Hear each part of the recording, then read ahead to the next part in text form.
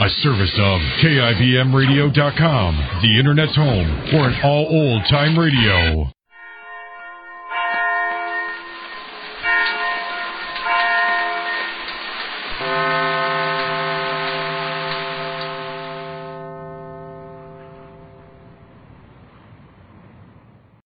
Your Coca-Cola bottler presents Claudia.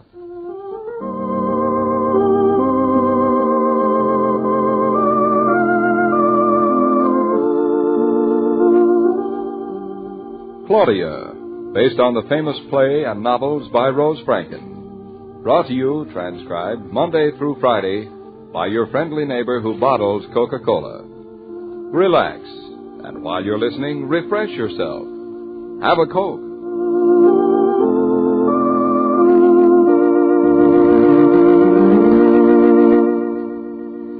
And now, Claudia.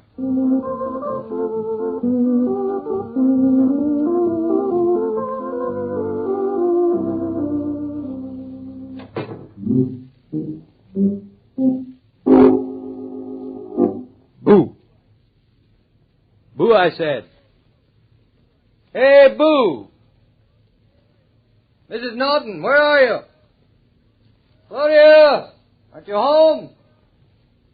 Oh, hello, Shakespeare. You old cat. Where's my wife? Where have you put her? Ah, so you're not talking, are you? Did you get your own tongue, you strong, silent cat, you? Claudia! Hey, Claudia! Well, all right, if you're not home. Here, Shakespeare, hang up my hat. Oh, I'm sorry, old boy, a little big for you. Well, come on in, cat. We'll have a nice, quiet pipe and get along perfectly well by ourselves. Old MacNaughton had a farm. On this farm there are some pigs. Only here and a cat and a dog. Shakespeare, how'd you like to live on a farm? Lots of nice field mouse. Would you like a nice field mouse? Where are my matches? Shakespeare, where have you put my matches? Here, matches. No, not you. No, here they are. Oh, MacMonroe had a match. Yeah. This is nice. Just us two boys. What's that, Shakespeare? Where'd you say she went? Oh, you don't know, huh? And on that farm you had a field mouse.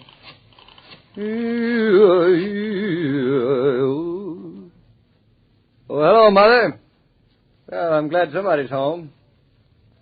Certainly I'm home. Where's your daughter? She's playing hooky. No, she isn't here. I thought maybe she was taking refuge with you. But wherever she is, she's got the dog. Now, look, Mommy, you don't need to get worried. No, she'll be along in a minute. How are you feeling? Well, come on over after dinner. Fine. We'll see you then. Goodbye. Come on, Shakespeare. Come sit on the sofa next to me and we'll look into each other's eyes. Hey, this house seems awfully big and awfully empty, doesn't it, without my little wife?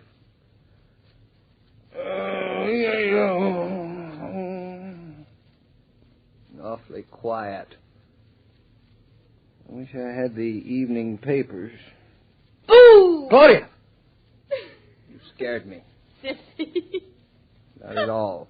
It's not nice to do that to people. You're always doing it, and you don't think it scares me. Where have you been? Your nose is cold. I've been to the little store around the corner. I needed some tomatoes. Boiled, stewed, or sauté? Fresh. Who, me? You and the tomatoes. Oh, David, this is the most convenient place to live. Just imagine if it weren't for that little store around the corner, we'd have to do without tomatoes for dinner. I don't know how we could manage. No, but seriously, it's true, isn't it? Of course it is. I did all the marketing for tomorrow. It's going to be delivered. It's a wonderful, wonderful century we live in. Can't ever be serious. I'm serious. What are you planning to do? Stand around in your coat all evening? Here, give it to me. I'll hang it up. Oh, just put it down on the chair. Sloppy. Put yourself down on the chair, too. Why should I? Oh, because I want to sit in your lap. That's what I was afraid of. And now I'm going to put Shakespeare down on top of all of it. Ugh. I am crushed. You should be flattered. Where's Bluff? He's in the bedroom, I guess. Doesn't he want to come in here and jump up on top of the heap? Shall I call him? Oh, don't you dare. This is nice, isn't it? This is heavy. This is what I wait for all day. Don't you think you're overdoing it a little? Don't you like it? No, I know what it feels like to be the bottom piece of a lettuce in a club sandwich. A deluxe club sandwich. A 75-cent sandwich. With a pickle. Claudia, get your elbow out of my eye. What's the matter? Claudia, you're getting fur all over me now. What's the matter with a little cat fur? Nothing, except I don't like it. Why don't you like it? I just don't, that's all. You don't mind a little dog fur, do you? Oh, that's different. Why? Because I refuse to answer any more questions. I know why, because... Why? I'll just answer this one question, because dog fur, you think, is more manly than cat fur. Ridiculous. You could say ridiculous, all you like, but that's the truth. Because you're a man, you think you have to go around being manly all the time. I can't think of a better reason, can you? Silly, but I'm glad you're a man. You are? It's nice, yes. Well, if you're so glad, stop getting cat fur all over me. Sweet little cat, don't you think? He doesn't even claw at any of the furniture. I think that's very unfair to Shakespeare.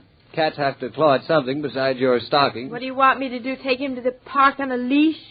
I look silly with a big dog in one hand and a little cat on the other. I think Shakespeare is a country cat. A what? I mean, I think he ought to live on a farm where he can lap up all the milk He gets all the milk he wants? On a farm, he can lap it up right out of the milk bucket. As it is, he falls into his saucer. He'd drown if he fell into a milk bucket. And in the country, he'd have trees to claw at, to sharpen his toes, and he could run up to the top and drop chestnuts as we pass by. All the chestnuts in this family are dropped by you, David Norton. That's a lovely Shakespeare, how thought. do you feel about chestnuts?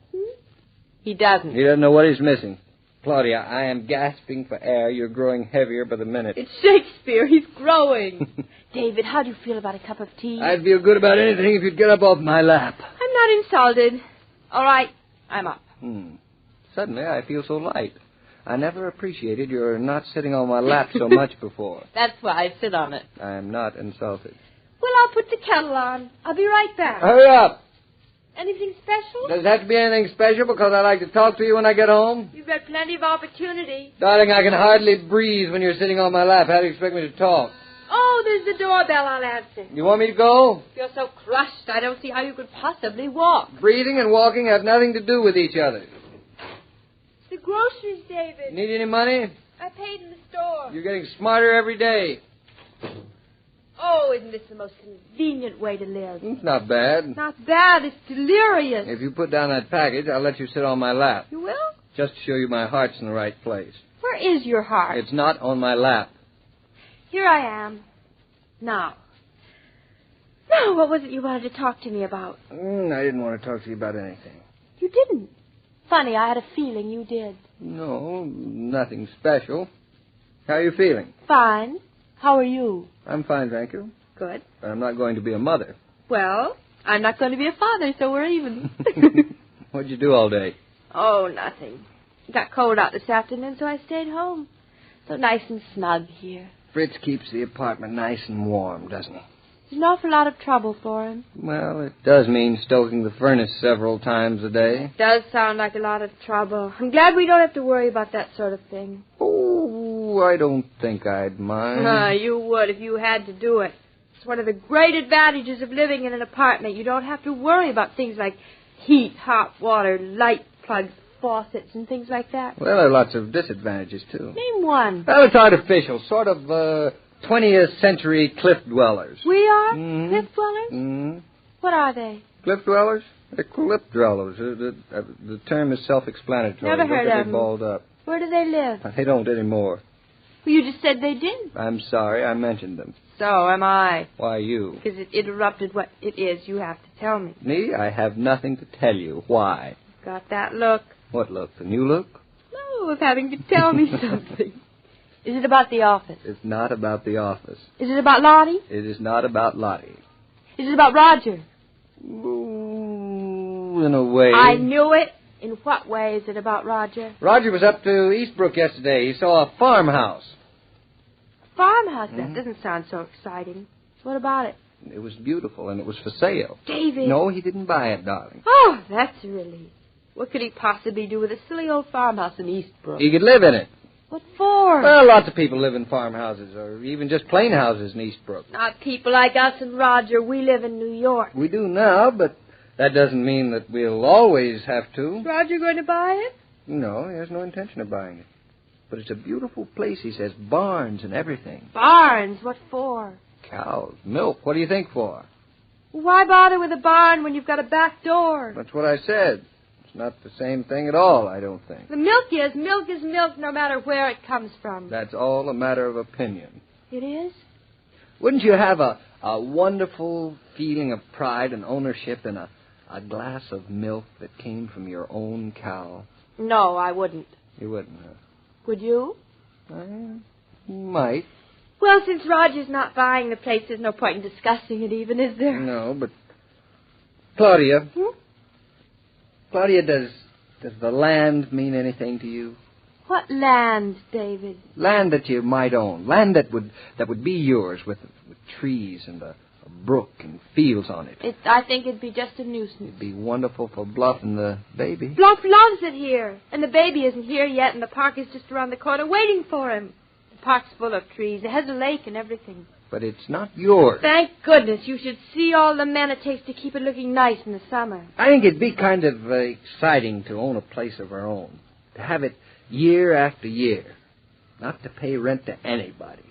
To have our children on it. To grow old on it, to... David, you're not talking about Roger buying that farm. You're talking about us buying it. Don't be silly. I told Roger this afternoon.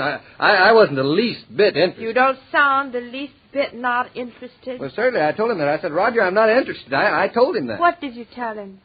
Claudia, I think you've talked me into something. David, me? I think you've talked me into wanting that place, wanting it very much, even though I don't want it at all. Well, then what? I mean, I don't want it today or tomorrow, but someday, darling, it'll be perfect for us. David, you're not making sense. I haven't said a word for it. I like it here. The mail at the door, the newspaper, the milkman mama around the corner. Don't you remember this morning, darling? I like it here. You're right, Claudia. You're right. I love it here. That's why I wish you hadn't made me sound like Roger. Roger's a funny guy talking about that place, farmhouse and everything, because now, what's the use? All I can think of is that blasted cow standing at our back door.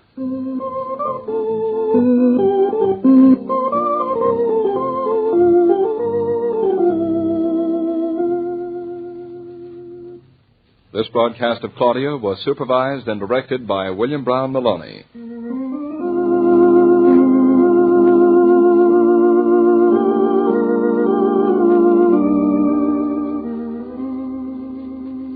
Whether you're planning a special party or you simply want to be ready for social emergencies, the smartest thing you can do, lady, is to see that there's plenty of Coca-Cola in the refrigerator. Then you can greet expected and unexpected guests with equal ease, knowing that a hearty welcome awaits them. For the pause that refreshes says better than words alone can. Grand to have you here. Relax and have a good time.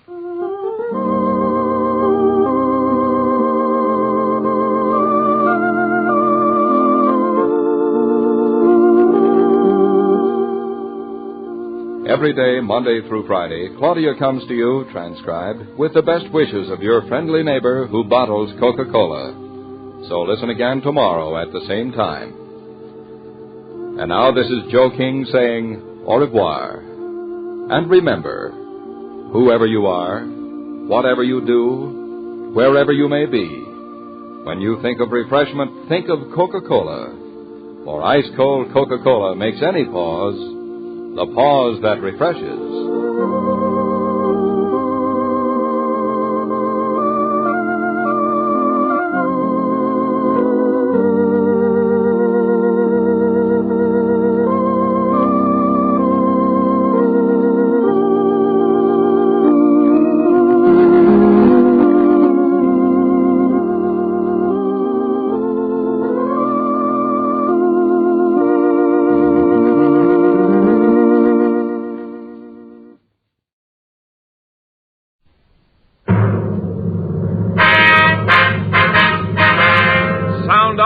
for Chesterfield.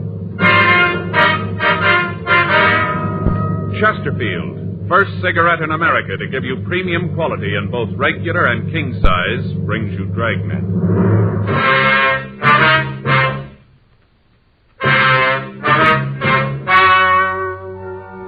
Ladies and gentlemen, the story you are about to hear is true.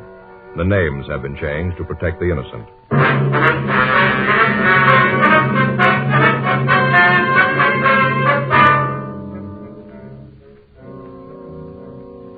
You're a detective sergeant. You're assigned to juvenile division.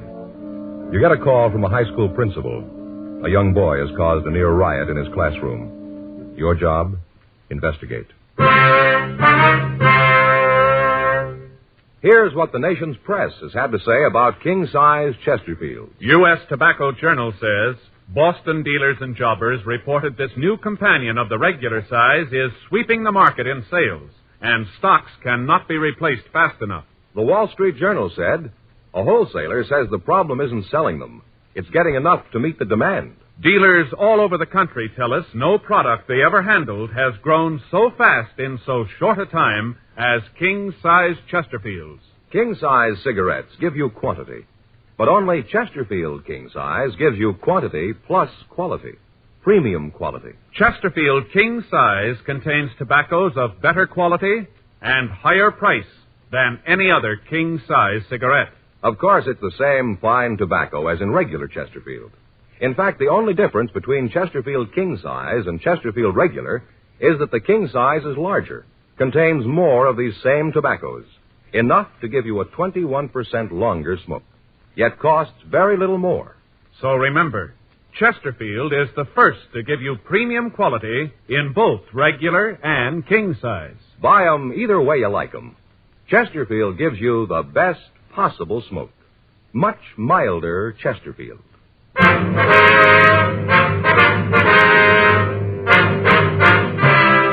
Dragnet, the documented drama of an actual crime. For the next 30 minutes, in cooperation with the Los Angeles Police Department, you will travel step by step on the side of the law through an actual case transcribed from official police files. From beginning to end, from crime to punishment, Dragnet is the story of your police force in action.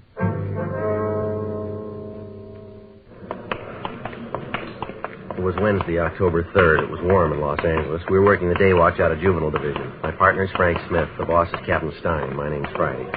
It was 1:47 p.m. when we got to Adams High School. Chemistry class. You the place?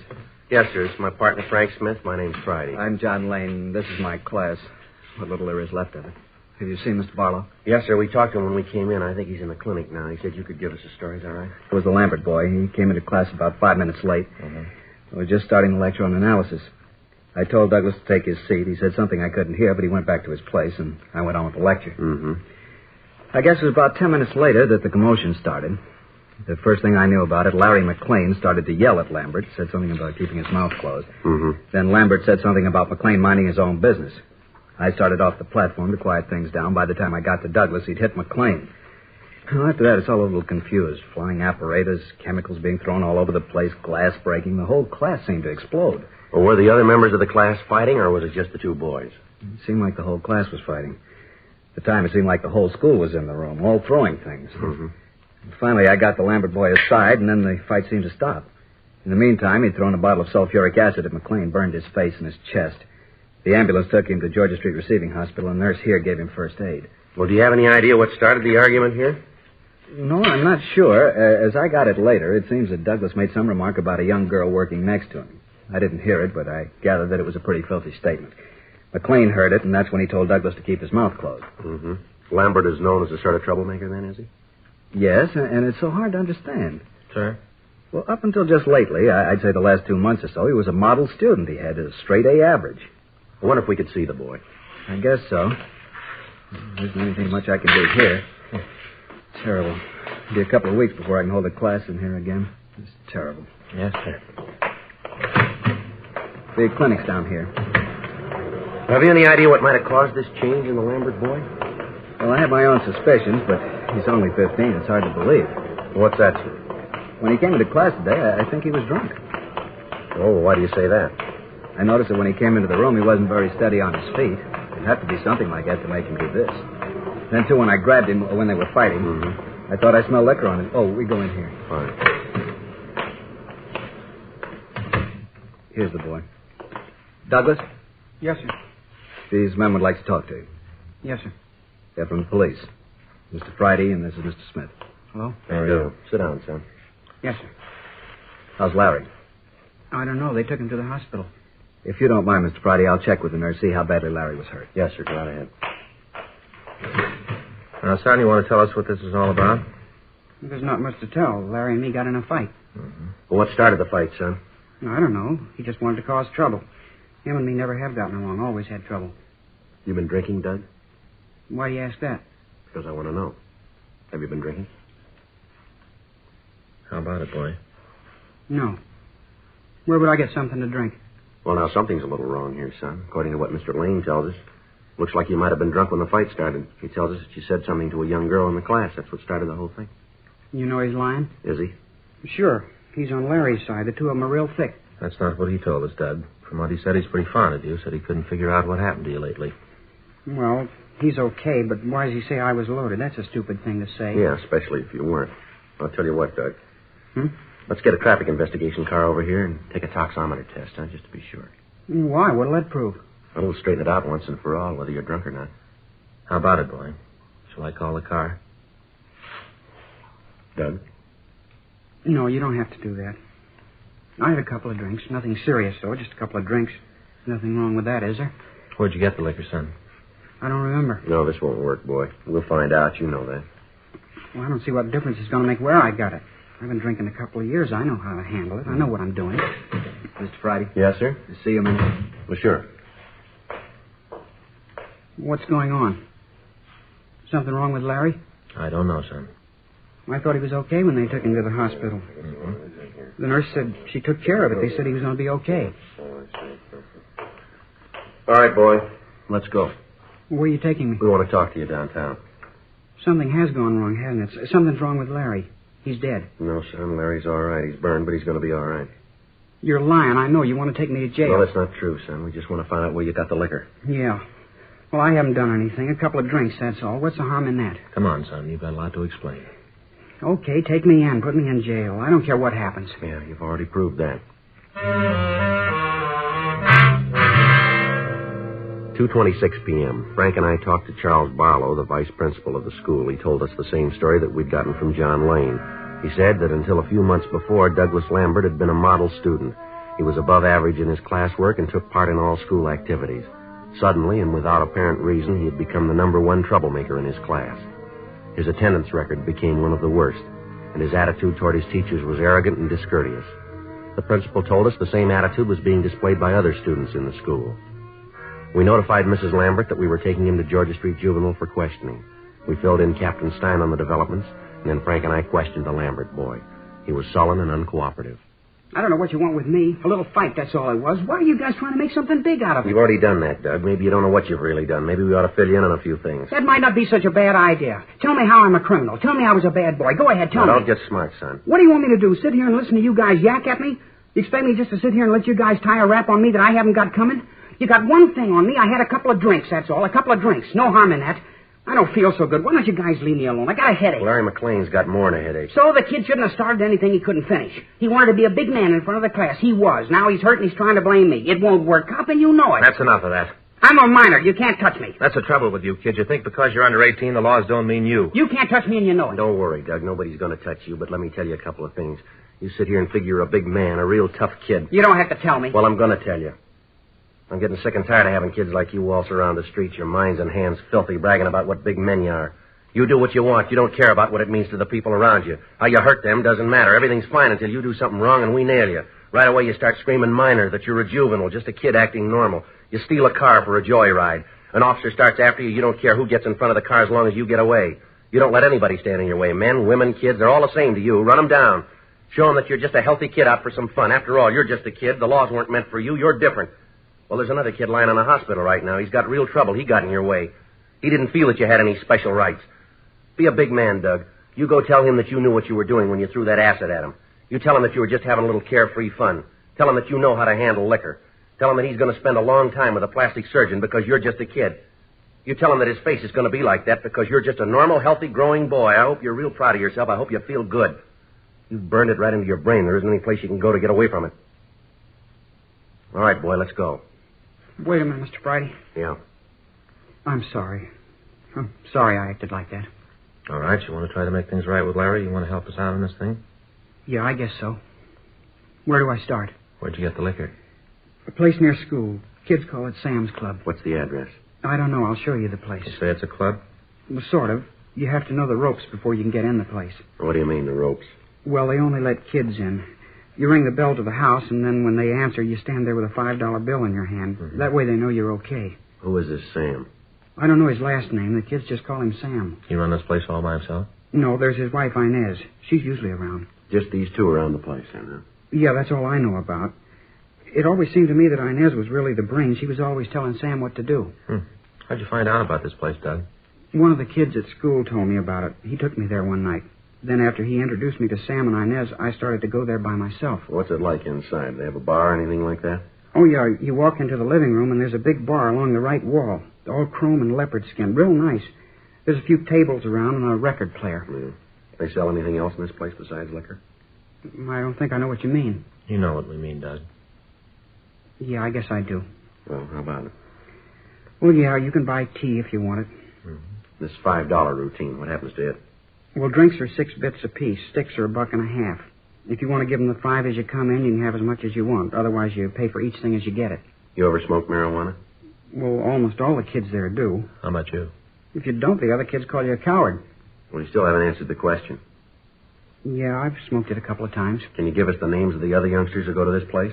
Well, wait a minute. I'll help all I can, but I'm not going to be a squealer. I don't think it's squealing, Doug. Yeah, well, you don't have to give the names. Why not look at it this way, boy? You got trouble because of this Sam and Inez. Now, the same thing could happen to one of the other kids that go to this place. You want that to happen? No, Well, the best way to see that it doesn't is to tell us all you know about the place. Isn't that right? I guess so. I'll give you the names. Do they allow girls in this place, too? Yeah, as long as you know the $5 bill gimmick, anybody can get in. They allow adults? No, if they figure you're over 18, they won't let you in. Especially at the Saturday night parties. What kind are those? Every Saturday night, Sam and Inez throw a party. For $5, you get all you want to drink and smoke. Sam told me once it's a good business. Makes for better customer relations. Mm-hmm. You ever see any other narcotics on the premises? I've never actually seen any myself. I've heard that if Sam or Inez know you real well, you can get a pop of heroin. But like I said, I've never seen it myself. Most of the kids that I know, the ones from school, just go there for drinks. Anything else you think we ought to know? No, nothing that I can think of. How about these two? Either of them drive a car? Yeah, Sam has a little Nash Rambler, dark green. Once in a while, when we stay over at lunchtime or when we're late getting home, he drives us home or back to school. All right, Doug. Your mother ought to be here by now. If we need your help in getting Sam and Inez, we can count on it, huh? Yeah, I'll help all I can. Okay, son. Let's go. Say, Sergeant. Yeah? I'm sure sorry about the way I acted. Really made a fool of myself. I hope you'll forgive me. That's all right. But you'd think there'd be an easier way, wouldn't you? What's that, son? To grow up.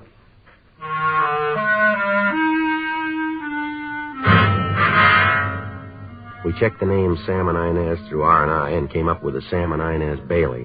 Both of them had long records for contributing to the delinquency of minors. Both had served time in the county jail.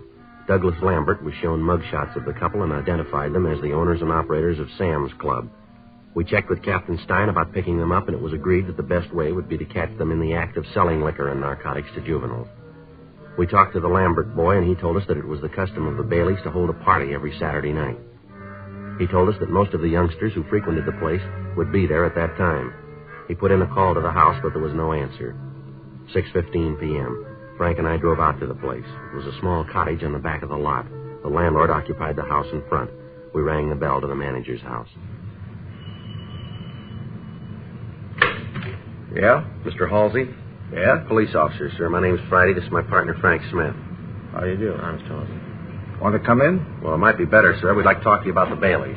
Worst tenants I ever had. I knew they'd end up with the police. Why do you say that, sir? Well, I just do, that's all. They got a lease on the house, and if I could figure a way to get them out, I sure would. They're always causing trouble. All those kids. Yes, sir. Do you have any idea where they are now? Why, you going to arrest them? I hope so. Maybe I can break the lease that way. You know where they might be now, sir?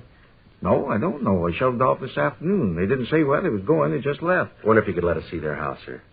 Why? Well, we'd like to look it over. Sorry. Well, I don't know. What do you want them for? We think they're selling liquor to minors. Yes, they do a thing like that. The noise they made, the neighbors on both sides have been screaming. Can you let us into their house?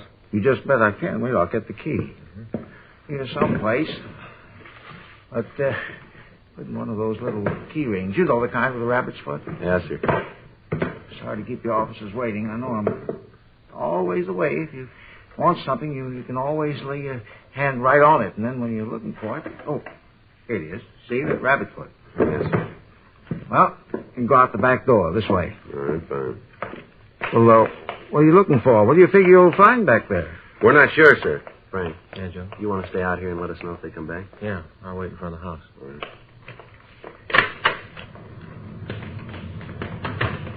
You know, it's funny about them. What's that, sir? Well, when they first moved in, they said they wanted the locks on the door changed. I told them it'd be okay, but they'd have to give me a key to the place.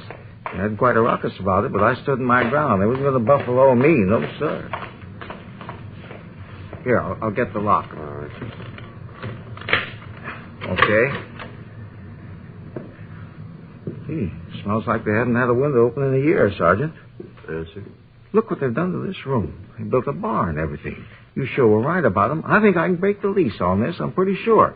It says in the contract that they can't do any building without my permission, and I certainly didn't give them any okay on this. Yes, sir. This the dining room? Yeah, that's it. Just pull those doors back. What's that smell, Sergeant? I'm not sure, but I think it might be narcotics. Drugs. I knew it. I knew it all along. Oh, just wait till they get back. I'm really going to tell them. I really am. Rather you didn't do that, sir. What? Rather you didn't let them know that we were in here, that you know anything about this. Well, why? You're going to arrest them, aren't you? You're not going to let them get away with this. No, sir, but we understand they've got a party planned here tomorrow night. If we wait until then, we can make a charge stick. Oh, you mean they're going to have a drunken brawl? The kids here smoking marijuana, taking heroin and stuff like that? Well, we're not going to let them go that far, sir. We're going to need your cooperation here, Mr. Halsey. Well, what do you want me to do? Well, sir, we want to install listening equipment in here. We'd like to use your house. You mean you're going to bug the place? Well, yes, sir. We'd like to put in microphones. Well, will it hurt the property? I mean, would you have to put nails in the walls, stuff like that? No, sir, I don't think so. Oh, well, then you can do it. Yes, sir, I want to help, Sergeant. That's the trouble with people nowadays. They don't want to help. You just go right ahead and put your microphones in, just as long as you don't have to nail anything in the wall. All right, sir. If we could go back to your house, I'd like to use the phone if it's all right. You bet. Closing that so they won't know anybody's been here, huh? Yes, sir. Uh-huh. Don't guess if I leave any fingerprints on the door, it'll hurt. No, sir, I don't think it will. No. Can't be too careful, though, you. But then I guess you know all about things like that. Yes, sir. I'll go around front and get my partner. Yeah, sure thing. You fellas all work in teams like this? Yes, sir, most of the time. Well, I never knew that before. Do you have any idea at all where the Baileys might have gone? They give you any indication at all, sir? No. I saw them leave this afternoon, just got in the car and left. Did they take any luggage with them, suitcases, would you know? Not that I could see, no. Ah, you find anything? Yeah, the bar's in the living room. Oh, then what the Lambert kid said was true, huh? It looks that way. Tell them about the dope in the dining room, how you opened the door and smelled the fumes. Marijuana? Yeah, it smelled like that. Find any? No, I didn't go over the place too good. I thought if we were going to wire the place, we better get on it. Yeah. If we could just use your phone, sir? Oh, yeah, you bet. Come on in.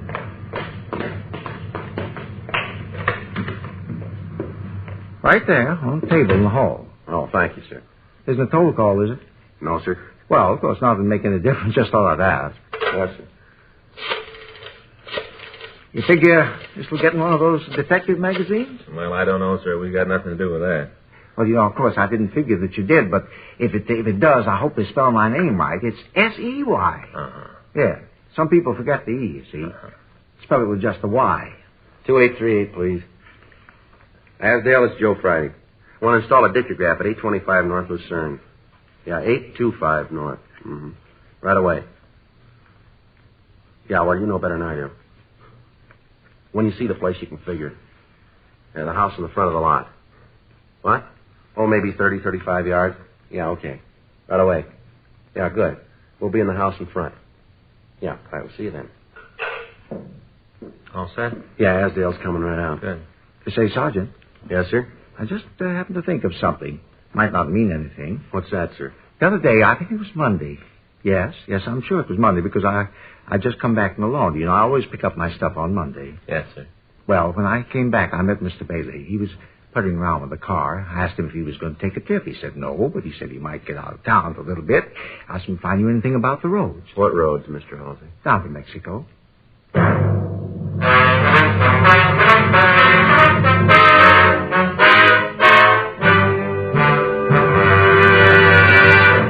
You are listening to Dragnet, the authentic story of your police force in action. And now, a report every smoker should hear. Nose, throat, and accessory organs not adversely affected by smoking Chesterfields. First such report ever published about any cigarette. And it applies only to Chesterfield. A responsible consulting organization has reported the results of a continuing study by a competent medical specialist and his staff on the effects of smoking Chesterfield cigarettes. A group of people from various walks of life was organized to smoke only Chesterfields. For 6 months, this group of men and women smoked their normal amount of Chesterfields, 10 to 40 a day. 45% of the group have smoked Chesterfields continually from 1 to 30 years, for an average of 10 years each. At the beginning and at the end of the 6-month period, each smoker was given a thorough examination, including X-ray pictures, by the medical specialist and his assistants. The examination covered the sinuses, as well as the nose, ears, and throat. The medical specialist, after a thorough examination of every member of the group, stated, "It is my opinion that the ears, nose, throat, and accessory organs of all participating subjects examined by me were not adversely affected in the 6-month period by smoking the cigarettes provided." Remember this Chesterfield report. It's the first such report ever published about any cigarette. Nose, throat, and accessory organs not adversely affected by smoking Chesterfields. Buy Chesterfield either way you like 'em, regular or king size. Chesterfield gives you the best possible smoke. Much milder Chesterfield.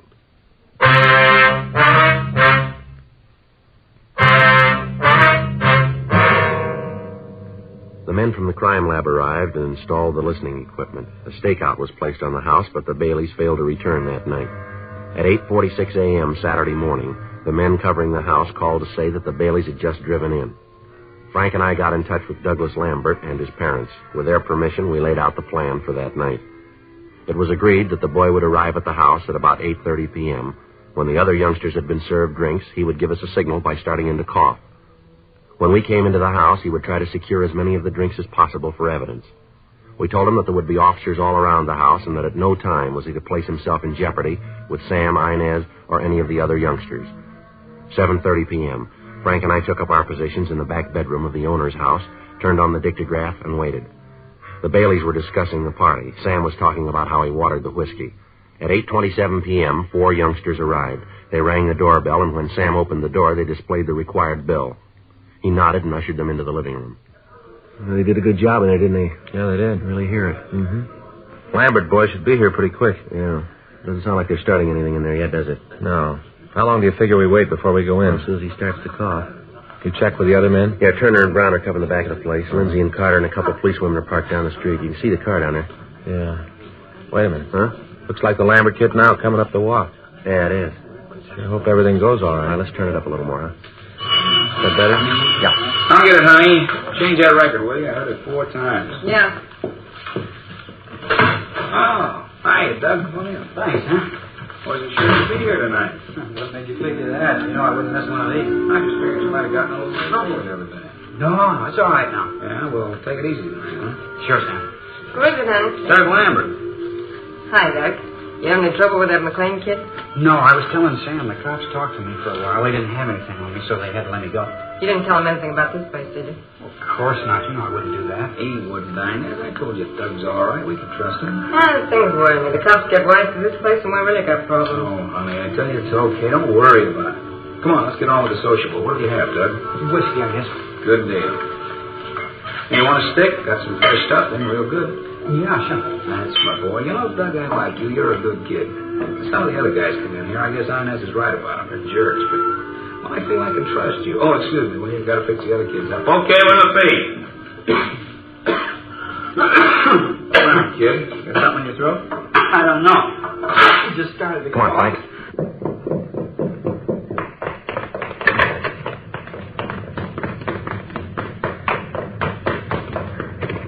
Door's locked. Let's hit it. What's going on? Who are you guys? Police officers, you're under arrest. What for? What are you trying to pull? Hold it, everybody, right where you are. Did you hear it all, Sergeant? Yeah, Doug, we did. Hear what? You in on this, Doug? I told you not to trust any of them. I told you, but you wouldn't listen. You want to kill the phonograph, Frank? Where do you get the marijuana, Doug? Out of that drawer, there in back of the bar. Yeah. There's nothing there. Right here, Doug? It was way in the back. Shut up, you. Al. What about these, Sam? I don't know what you're talking about. I never saw those before. All right, mister, let's go. I'll get Turner and Brown. They can take care of the kid. Right. You and your ideas. I told you we shouldn't have come back. I told you. Oh, knock it off. Shut your mouth, will you? I told you last night we should have kept driving, but oh no, you figure we got a sweet racket here. You don't want to change it. It's good, you said. Yeah? How does it look now? Look, I'm telling you, take it easy. All right, let's go, huh? It's the way it is, Sergeant. Try to make a living for a woman, make things nice. The first time something goes wrong, she starts to squawk. Never fails. You're riding high, everything's fine. Him and his living, always trying to build something up, always trying to figure out a way to beat the game. One big deal, one big thing to set him up for good. Yeah, well, I think he made it this time. Let's go. The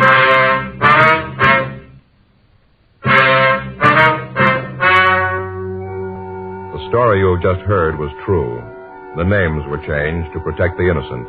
On January 14th, trial was held in Department 89, Superior Court of the State of California, in and for the County of Los Angeles. In a moment, the results of that trial.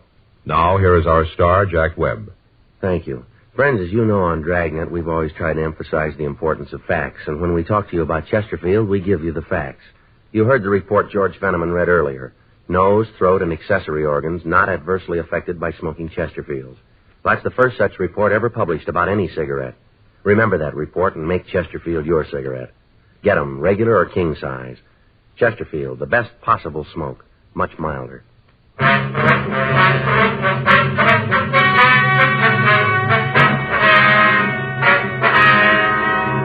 Samuel G. Bailey and Inez R. Bailey were filed on under the Health and Safety Code, Section 11,500, possession and sale of narcotics, and found guilty on one count. They were found guilty on 2 counts of contributing to the delinquency of a minor. Violation of Section 11,500 of the Health and Safety Code is punishable by imprisonment in the state penitentiary for a period of not more than 5 years, or imprisonment in the county jail. Contributing to the delinquency of a minor is punishable by imprisonment in the county jail for a period of not more than 1 year. The boy, Douglas Lambert, was made a ward of the juvenile court. Ladies and gentlemen, where the community chest is at work, Red Feather Services, like youth programs and clinics, hospitals, and the USO, give direct help to 2 families out of 5 every year. And indirectly, everybody benefits. Because community chest services make America's cities and towns healthier, happier places to live. So give generously to your community chest. Pledge enough for all the community campaigns that are united under the Red Feather banner.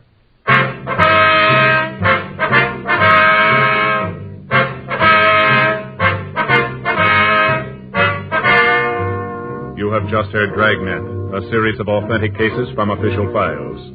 Technical advice comes from the Office of Chief of Police W.H. Parker, Los Angeles Police Department. Technical advisors Captain Jack Donahoe, Sergeant Marty Wynn, Sergeant Vance Brasher.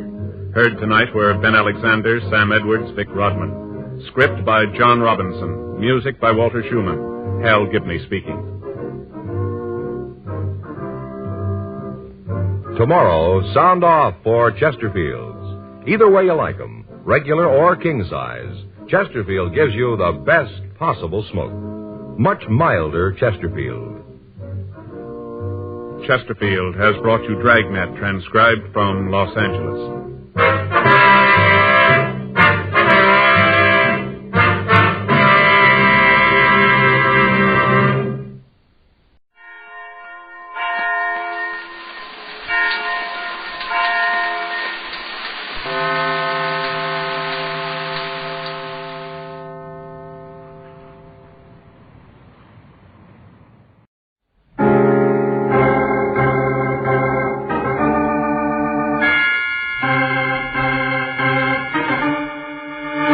My name's Regan. I work for Anthony J. Lyon, Detective Bureau.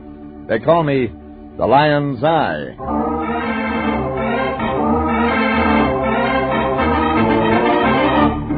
Sunday at 8:30, and CBS brings you Jeff Regan, Investigator, starring Frank Graham as Regan, with Frank Nelson as Anthony J. Lyon. So stand by for mystery, suspense, and adventure in tonight's transcribed story, Gentlemen Prefer Horses.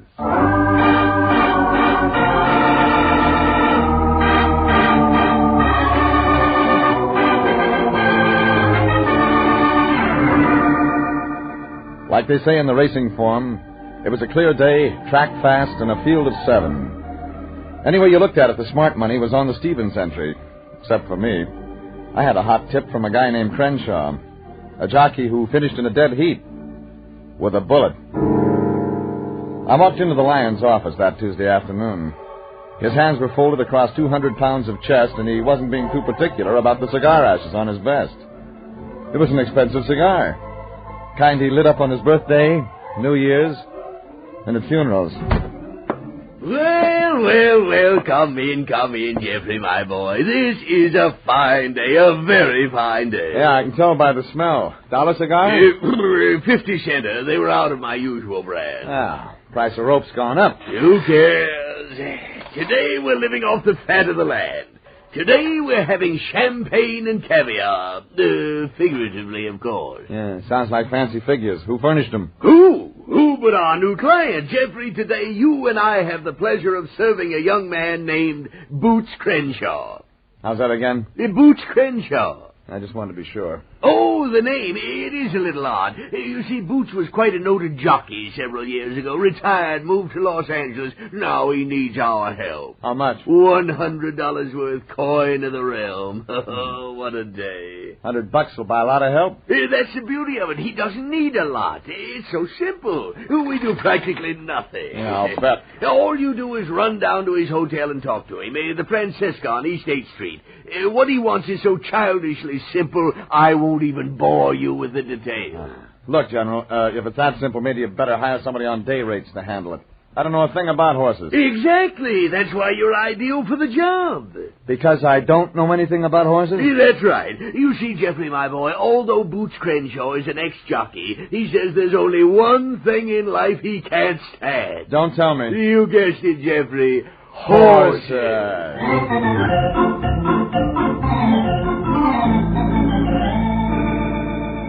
I should have seen it for an outside bet right there, but I played it for a sure thing.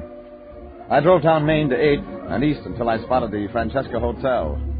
3 floors of cracked plaster and a fire escape. It was old when Santa Anita was an onion patch. I parked around the corner and went in. A desk clerk with empty eyes and no teeth gave me 307. I went up, tripped on a hole in the carpet, and knocked. 3 minutes later, the door opened wide enough for one eye to look out. Yeah? You Crenshaw? Long shot. Where's Crenshaw? Want a tip? I already lost. I'm looking for Boots Crenshaw. Who? I told you. No, I mean, if Boots was in, who would I say wanted him? Look, he sent for me. Sure. Who? Okay, I'm Regan. Did he say Regan? Yeah, Regan. Oh, let him in. Come on in, Regan. I've been expecting you. He wasn't. Oh, Longshot? He's the cautious type. Ain't that right, Longshot? Yeah, cautious. Regan, Longshot, Regan. Fine. He's the guy they call the Lion's Eye. Have a chair, Regan, have a chair. Chair. Thanks. Well, the Lion tells me you got a problem. Maybe yes, maybe no. That's what I hired you to find out. Ah, you're the curious type, huh? Well, it's maybe not that simple. How do you want me to give it to you? You're calling it. Just line him up at the barrier. Oh, you already know I'm an ex-jockey. Yeah, Lion said. Well, then I'll start there. Up to 5 years ago, I was doing all right. I could boot 'em home with the best of 'em. Then one day at the fairgrounds, I took a spill. Bad. The doc salted it away for 6 months in the hospital and then ended up by telling me I don't ride no more. Well, that's tough on a guy who's been a jock all his life. Longshot will tell you, huh, Longshot? Yeah, tough. Anyhow, after I get out, I bum around the oil for a while, but my dough runs out. So, me and Longshot gets an idea. Yeah, idea. Know what the idea was, Regan? No. What was the idea? Simple. All me and Longshot knows is horses. Horses. So we decide to sell tips. Great idea. Oh, but that's not all there is to it. We sell special tips. Yeah, special. Yeah, $100 a throw. But get this. You get your money back if our pick don't come in. You don't need any private eye. No, No, it really works. The big spenders go for it. Oh, sure, we have to pay back a lot of times, but we got enough winners to keep going pretty well. Up to a couple of weeks ago. When your horses stopped coming in. Oh, no, the horses do fine, but there's one spender, my number one customer. We depend on him. And poof, all of a sudden he disappears. Yeah, poof. Now you're beginning to talk my language. Yeah. I don't mean you, Longshot. Oh, sorry. So I look for the missing customer. Is that it, Boots? Yeah, sure, that's it. Mm-hmm. What do I do when I find him? Just find out about him, who he is. Who he is? Yeah. You don't know who he is? Well, that's just it. He always sends a chauffeur in with it, though. A guy named Mike. Mike says the spender's name is McMillan. Yeah, McMillan. Yeah, but you don't believe it. Oh, sure. Only he's a good customer, Regan. I don't want to lose him. Maybe what you really want is the connection between this McMillan and the spill you took back at the fairgrounds. Oh, there ain't no connection. I didn't say that. You get me all confused. Me too. You spent a half an hour giving me background that led to nothing. Now, there was a reason. Oh, yeah, the whole thing hangs together like a string of Chinese firecrackers. Oh, I'm giving it to you straight. You gotta believe me, Regan. You gotta. Boots. My fee says I gotta find your man. But believe him? Nope. Nothing says I gotta do that.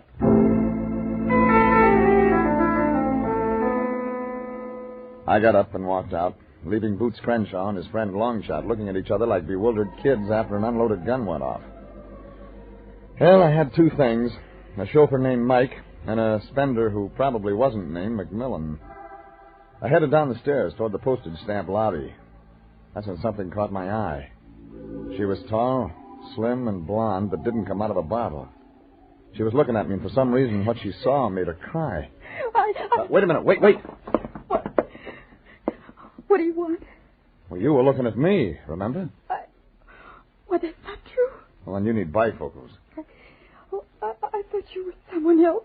Oh, sure. Yeah. Well, your mistake. See you around.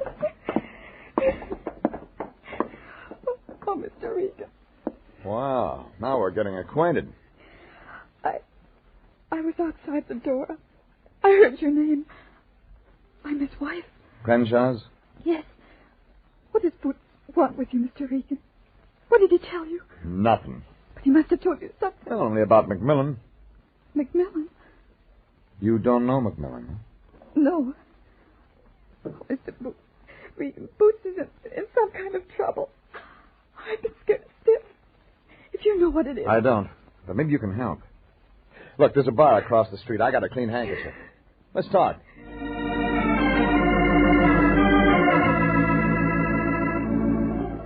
She didn't say anything, but I got the answer from her eyes. I held the door open for her, and we walked out onto the sidewalk. It was a cinch. Boots Crenshaw wasn't worth all those tears, but his wife kept on shedding him anyhow. At least until we got to the crosswalk at the corner. That's when something else happened. A baby blue convertible came cruising by, looking for a place to park. Chauffeur driven. It paused, then disappeared around the corner. The girl flinched. I had to choose between Mrs. Crenshaw or the convertible. The way she stared told me to choose the car.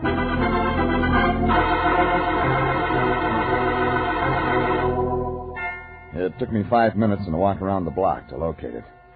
The uniform and puttees were gone, so I slipped into the driver's seat. Blue and gold everywhere. Blue paint, blue upholstery. Gold steering wheel and knobs. I reached down for the registration. I didn't expect it to say McMillan. I didn't expect what I got either. Save you the trouble, Peeper. It says Mike Johnson, 15 Windmill Road, Pacific Palisades. I should have looked in the rear vision mirror. He was in the back.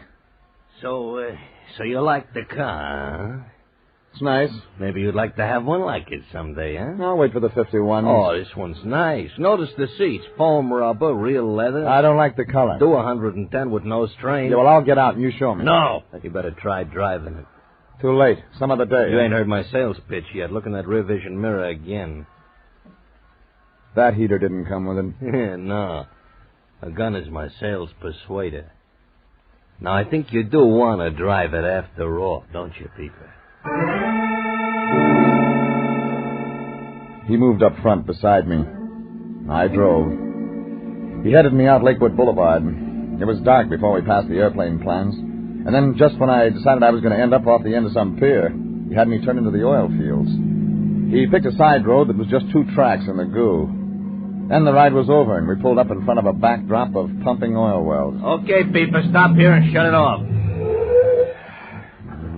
Like I said, drives nice, huh? Doesn't use this much oil. No, none at all between changes. I made you come here just so we can talk. Sure. Story of your life, maybe. Story? No, I'm just going to tell you one little thing, that's all. You want to guess? Sure.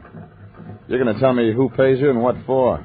You talk awful tough, awful long. What's McMillan got on Boots Crenshaw? Get out. Why the build-up of the $100 tip? I said get out. Okay. Okay. I'll walk a little ways. That's far enough. Wait a minute. Okay, Peeper. How do I get it? In the back? Told you I wanted to tell you just one thing, and here it is. Boots Crenshaw doesn't want your help.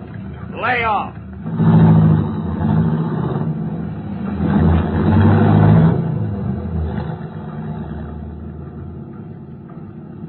I waited for the shots. They didn't come. But by the time I turned around, the baby blue convertible had disappeared behind some pretty black oil wells.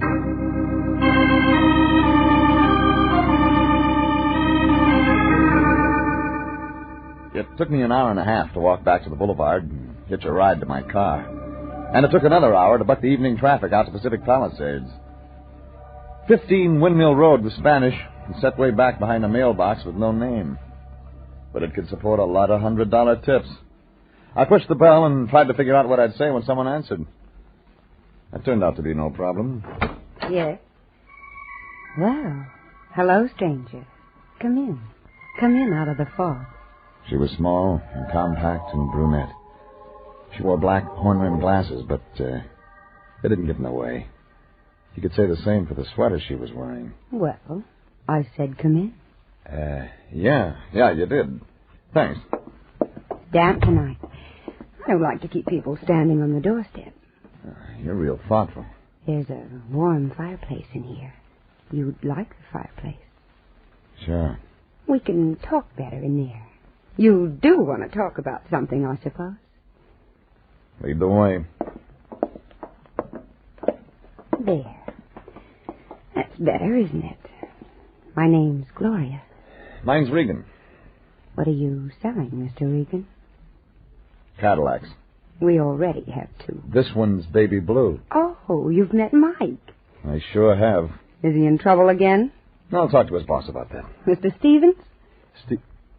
I was told it was McMillan. No. There's nobody named McMillan here. This is the Stevens place. Oh, who are you? I told you. No, I mean to the boss. I'm his secretary. I take dictation. Yeah. What do you want, Mr. Regan? I'll tell the boss. You couldn't wait for him. Oh? When's he due back? What did you say? That's no answer. Okay. So he won't be back for several weeks. I thought... You thought wrong, lady. This is business. About that fireplace. So long, lady. Yeah. I'll tell Stevens you called. By the time I got back out to my car, the fog was really thick. I drove and thought about that name, Stevens. I wasted some time finding a real estate office that was open late. The secretary was right. Stevens did own the house. I spent the drive downtown thinking the whole thing over. It was past 11 when I got back to the Francesca Hotel for another go at Boots Crenshaw. He was in bed, but he didn't get up to answer the door. He wouldn't be answering any more doors. He was sprawled across the covers, face up. In one hand, he had his riding silks I'd seen tacked up on the wall. But this time I really noticed them, the color. They were baby blue and gold.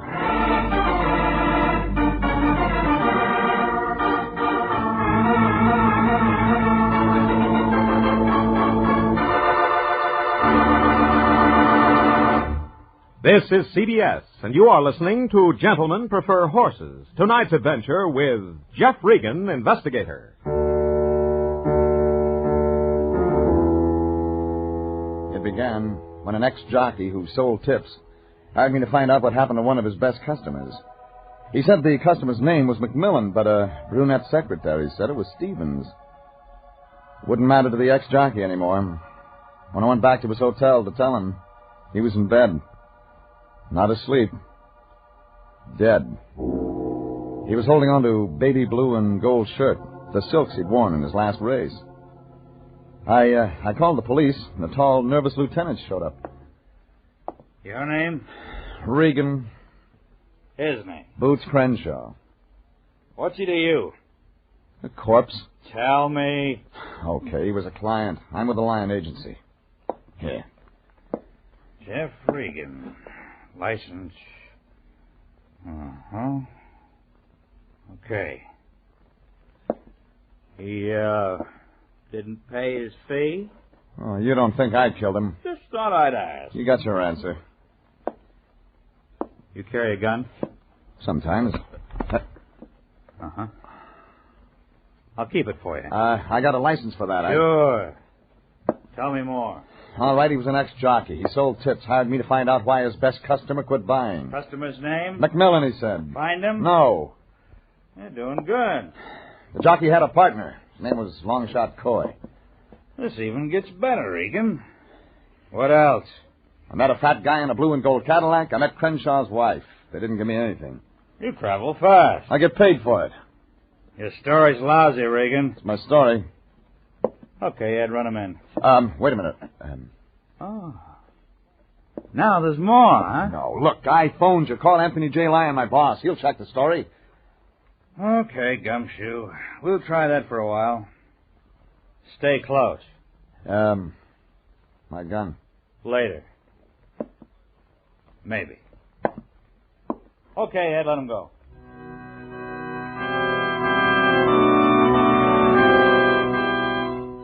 I headed outside for fresh air.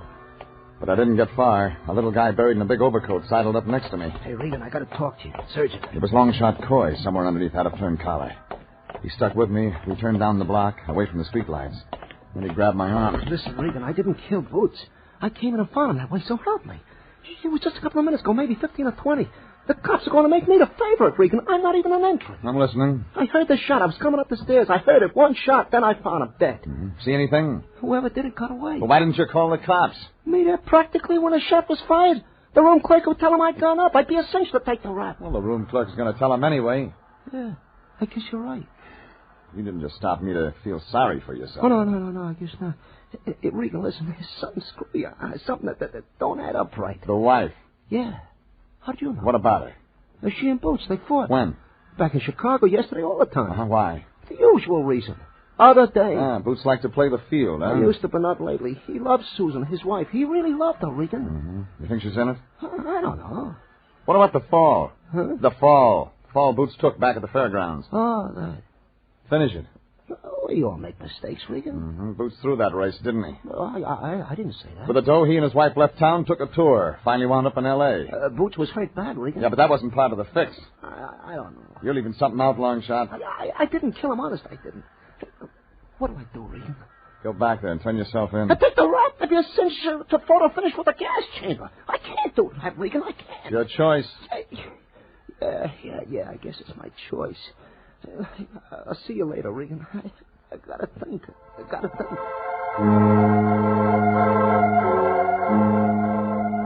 Longshot Coy wandered off in a daze, and I headed back to the bar across from the Francesca Hotel.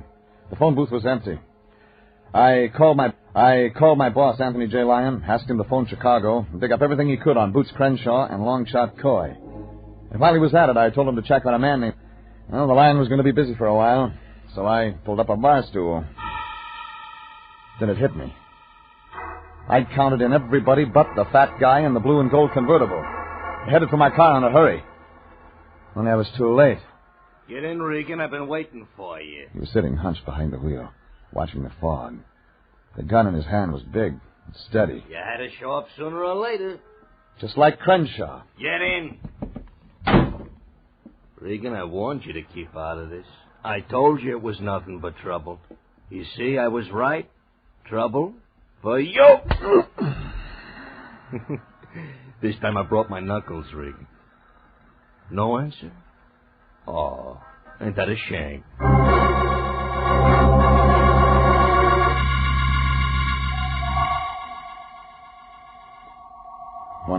came out of it, there was me and more fog, and the guy with the brass knuckles was gone. I tried to shake out the fog and get up. On the third try, I made it. The street was empty, and when I got out, even the damp air smelled good. I made my way back into the bar and found the phone booth and a nickel. The Lion answered. Regan, where have you been? It's been over an hour since you called. What'd you find out, Lion? What did I find out, Jeffrey, my boy? I found out everything, but everything. Okay, out with it. Oh, you'll be proud of me for this. Proud indeed. If we ever get to it. Very well, Jeffrey. I found out Boots Crenshaw was injured on July 13th, 1946. Fairgrounds track, 7th race, 100,000 added. He was riding for... The Stevens Stables.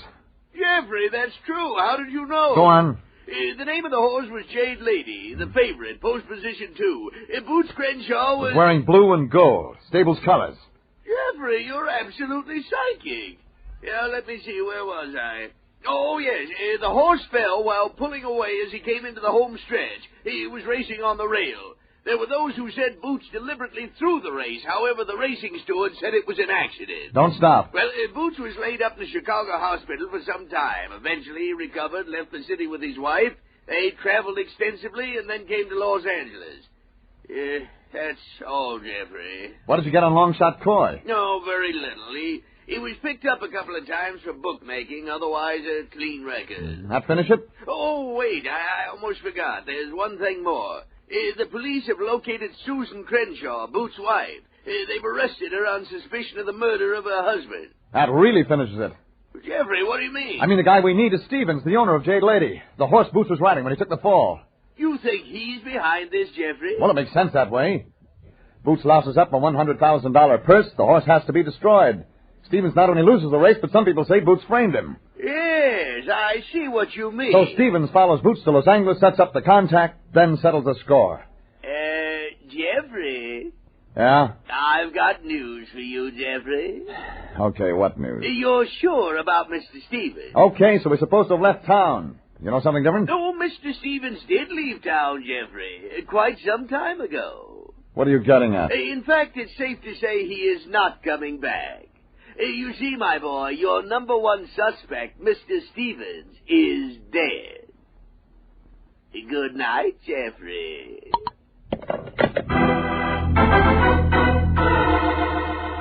It had to be Stevens. It made sense with Stevens. The time, place, motive, everything.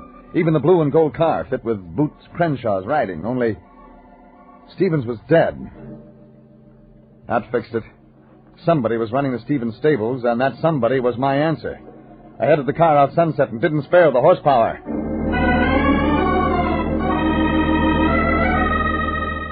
25 minutes later, I pulled up in front of the place. The fog was thicker than the hair on a Russian wolfhound. I headed around toward the back of the house. I was almost on top of it when I saw it. The big baby blue convertible, white sidewalls and all, sitting in the driveway.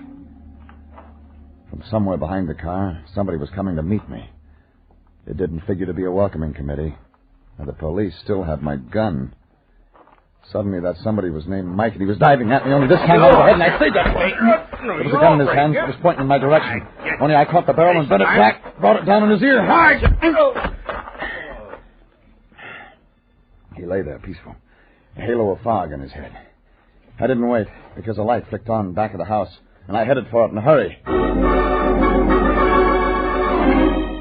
I stood looking inside. The room was big and rich-looking, and inside it there were people, 2 of them.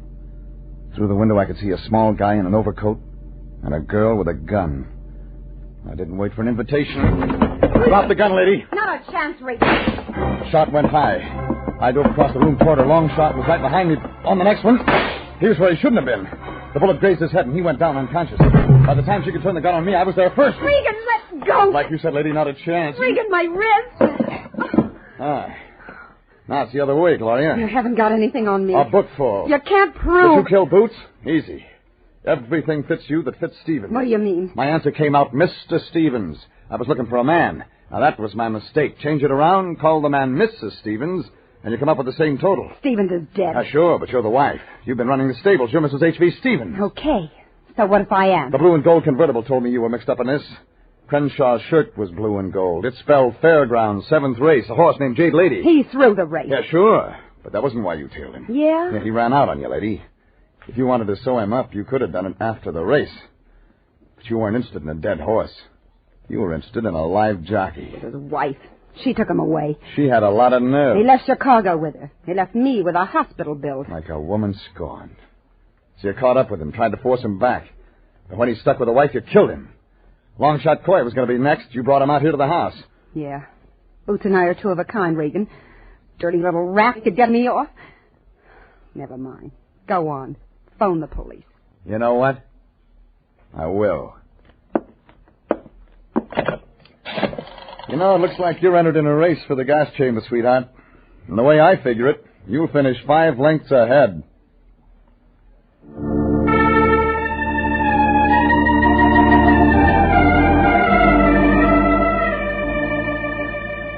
Well, the cops took it from there. Mike and his boss, Gloria Stevens, joined the paddy wagon set. And a young medic slapped some bandages on Longshot Coy's head. He was like new. Me? I watched the fog settle over the blue and gold convertible and drove home.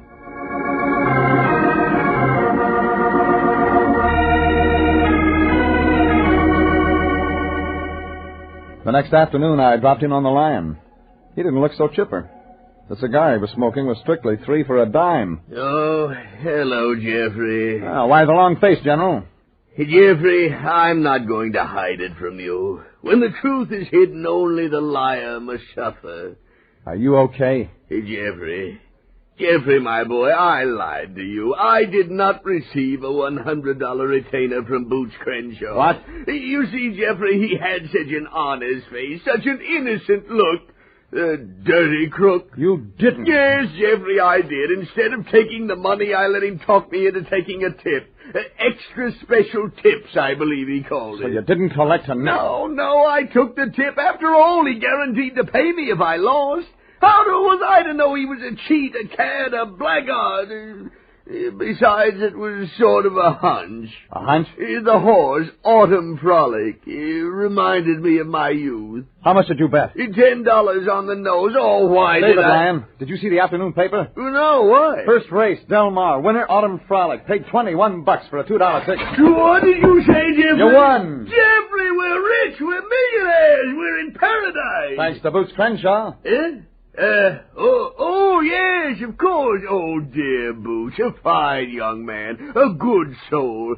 Jeffrey, remind me to write a note of condolence to his mother.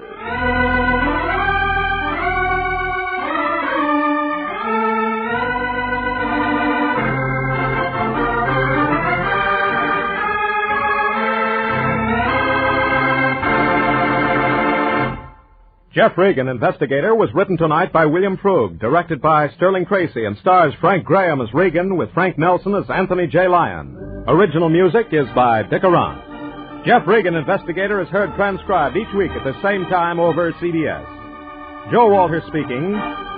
This is CBS, the Columbia Broadcasting System.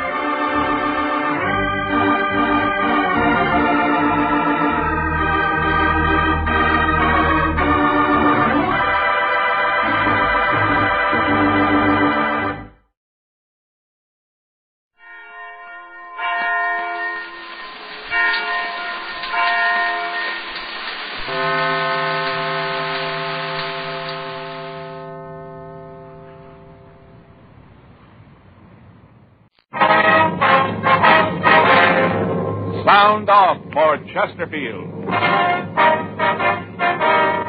Chesterfield, first cigarette in America to give you premium quality in both regular and king size, brings you Dragnet.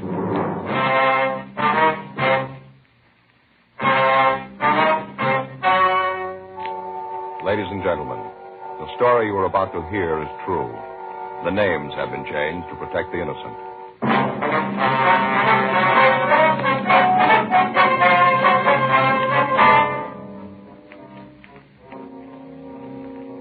You're a detective sergeant.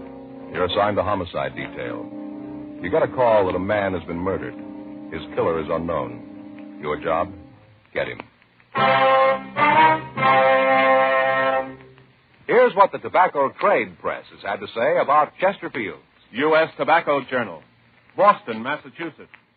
Chesterfield cigarettes in the new king size is still maintaining large turnovers in this area.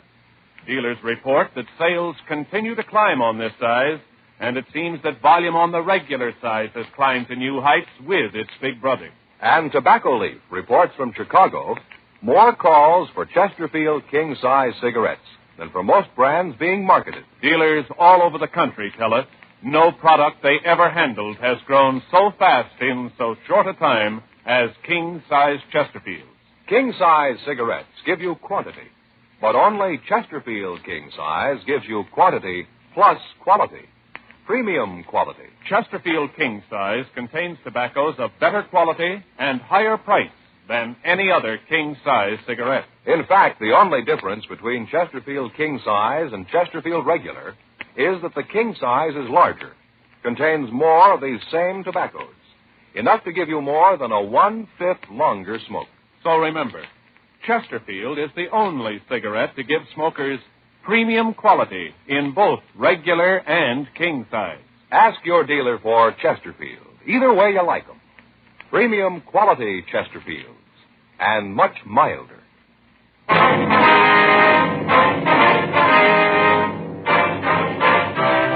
Dragnet, the documented drama of an actual crime. For the next 30 minutes, in cooperation with the Los Angeles Police Department, you will travel step by step on the side of the law through an actual case transcribed from official police files. From beginning to end, from crime to punishment, Dragnet is the story of your police force in action. It was Saturday, May 12th. It was warm in Los Angeles. We were working the day watch out of homicide detail. My partner's Frank Smith. The boss is Captain Lorman. My name's Friday. It was 8:04 a.m. when I got to room 42. Homicide. That's you, Joe? Yeah, I'm sorry I'm late, Frank. I got held up in traffic. Okay, no problem. I'll sure be there when I get that freeway finished, won't you? Around the end of the pass this time of the morning, you can't go more than 10 miles an hour. Yeah, cars really climb up around Franklin. Mm-hmm. Oh, boy, when we get through tonight, I'm going to go straight to bed. I might not even stop to eat. All right, what's the matter? Have trouble getting sleep last night? Well, I wouldn't have had any trouble if I'd had the chance to do it. What do you mean? I don't get it. My brother-in-law.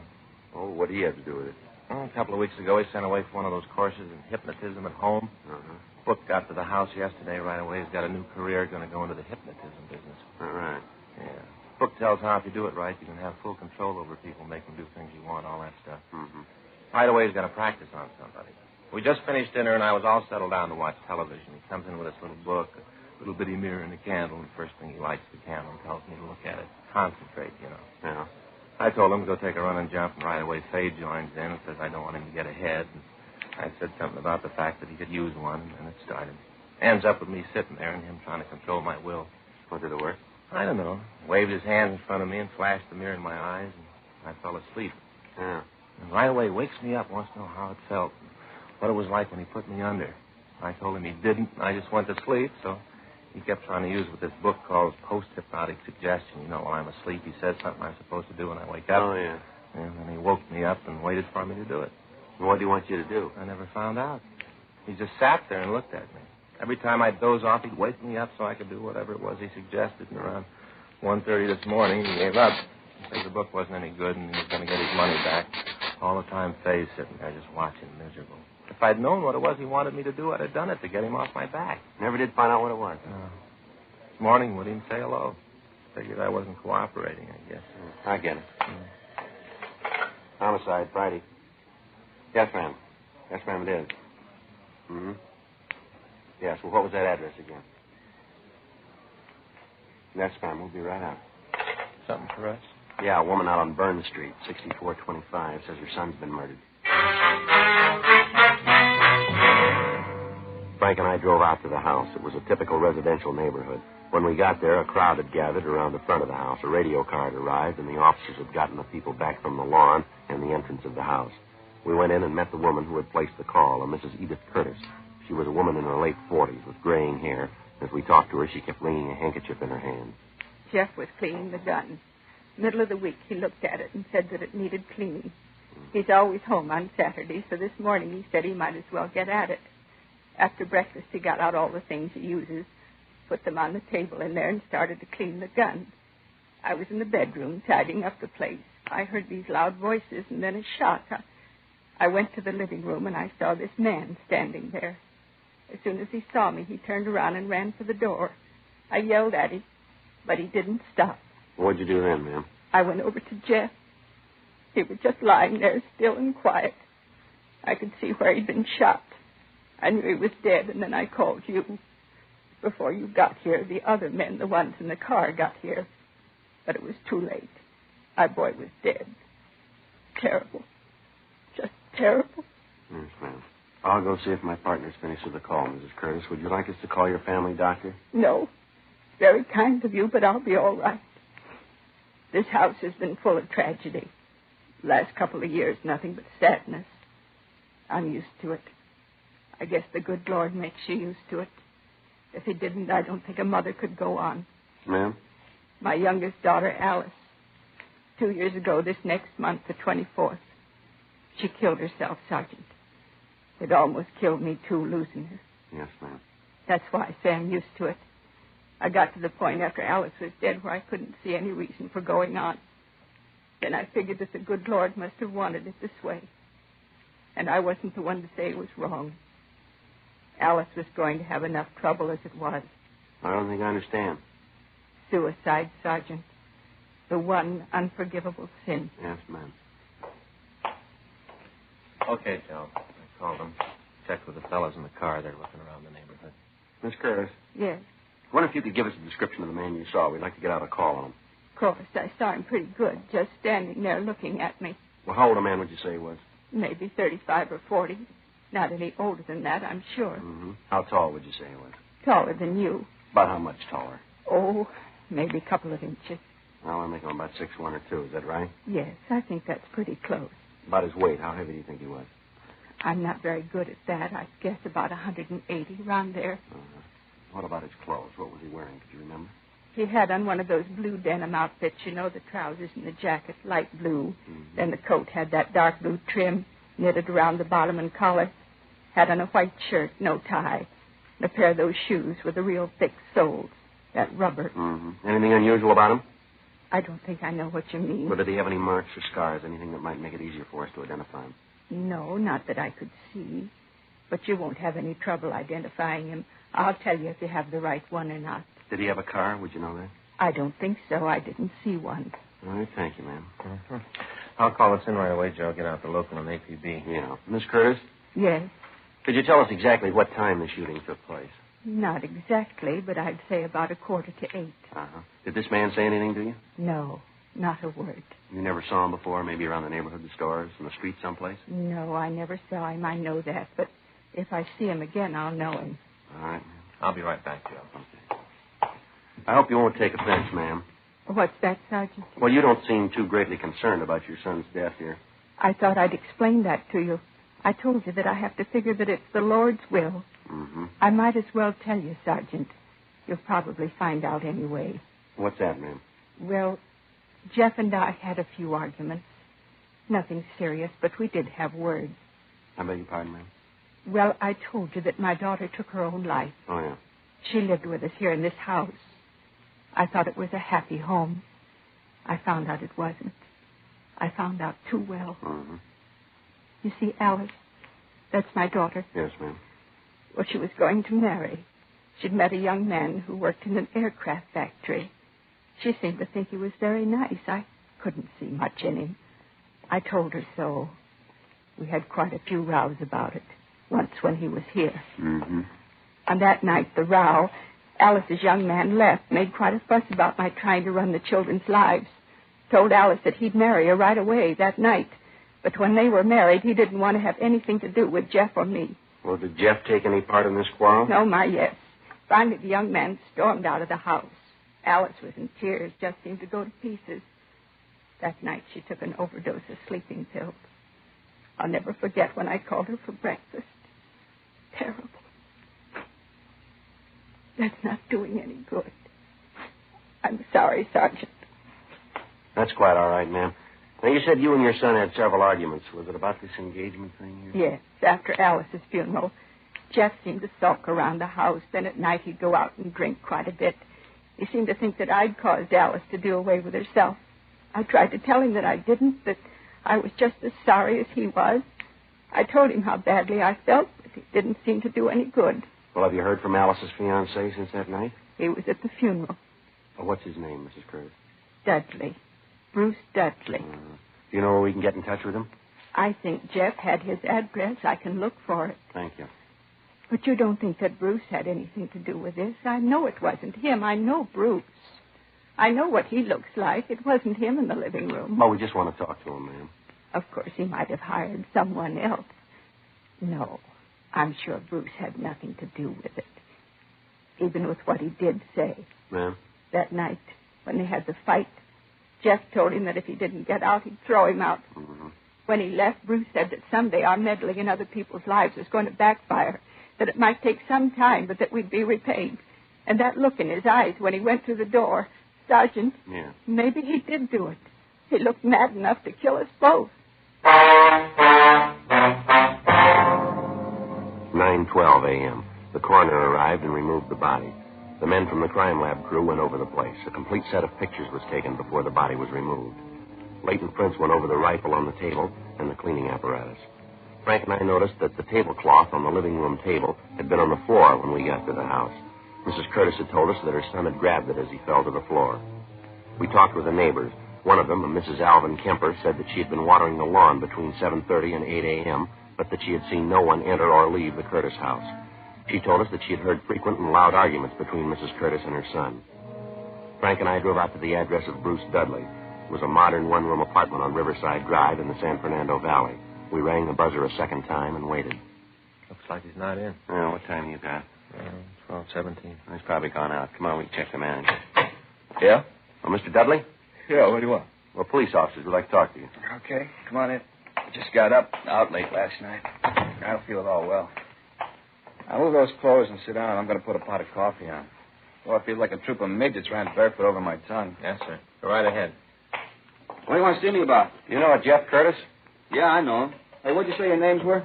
Well, my name's Friday. This is my partner, Frank Smith. You got any badge? Something to prove that you're cops? Yes, sir. Here's my ID. Uh-huh. Sergeant Joseph Friday. Okay. Now, what's this about Jeff? He's dead, Mr. Dudley. Dead? Yes, sir. How'd it happen? Accident? Well, we're not sure. He didn't kill himself, did he? Why do you ask that?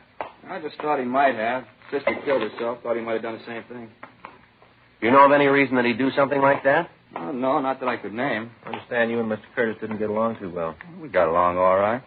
Oh, when Alice and I split up, there were some words, nothing serious. Well, the way we get it, you were pretty sore at him. Yeah? Yeah, I understand you and he had quite an argument. He was ready to throw you out of the house.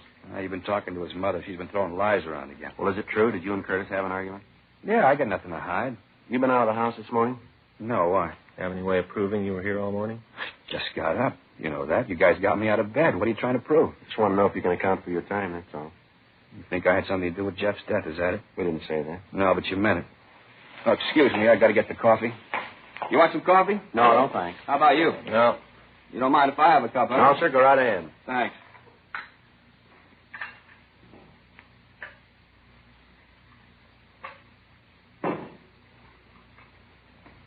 Let's face it. You guys really think I had anything to do with what happened to Jeff? We're not paid to say what we think. We try to get the facts. Yeah. And if I was you, I'd concentrate on Mrs. Curtis. I wouldn't put it past the old bat to kill her own son. Check around the bars in the neighborhood. Talk to his friends, they'll tell you. His mother was scared to death that he'd marry one of these days, walk out on her. He used to be on his back all the time about the girls he went out with. I knew some of them. Alice and me used to double date with him once in a while. Mm-hmm. They ever have any arguments about this while you were around? A couple of times, yeah. If you don't believe me, why don't you check with Harry? He'll tell you the same story. Lord knows he went through enough of it. Harry? Yeah, Jeff's brother. He got married, let's see, about 5 years ago.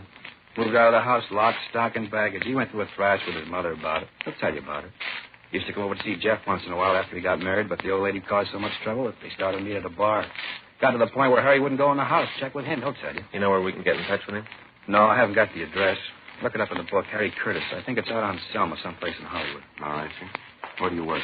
Meyer Aircraft. I'm a toolmaker. You work the day shift? Yeah, I'm off today. Hey, what's this for? Just wanted to know where we could reach you. You still think I had something to do with it, huh? No, we didn't say you did. Your name came up and we had to check it out. Yeah. Oh, there were a lot of times when Jeff and I didn't get along. I won't try to tell you that there weren't. I'd never do anything to hurt him. He got enough on his hands with that mother. Yeah? Sure, one night when we came home from a date, Alice, me, Jeff, and his date, we're sitting around the kitchen having something to eat. Mother came in madder than a wet hen. Raised Cain, told Jeff to get the woman out of the house. Jeff told her he wouldn't have her talk to the girl like that. He thought quite a bit of her. Mm-hmm. And the old biddy walked right over and slapped the girl across the face, told her to leave Jeff alone. Said she'd rather see him dead than tied up with a girl like that. 2:40 p.m. We drove back to the office. There'd been no replies on the local or the APB. We checked the names of Jeffrey Curtis and Bruce Dudley through R&I. There was no record on Curtis, but Dudley had been arrested twice for LAMC 4127C, being drunk in a public place. He'd served sentences in the city jail on both charges. We checked with the coroner's office, and they told us that Curtis had been killed by a .38 caliber bullet. It had been fired at close range into the back of his skull. The bullet was booked for evidence, and we made out a dead body report. We put in a call to the brother's house, but we were told that he was out of the city, and he wouldn't return until sometime that night. We left word for him to call our office as soon as he returned. We checked on the suicide story given us by Mrs. Curtis and found that an Alice Curtis had taken her own life by an overdose of sleeping pills 2 years before. 5:20 p.m. Frank and I drove out to talk to Mrs. Curtis again. You want to look at Jeff's room, don't you? Yes, Miss Curtis. This way.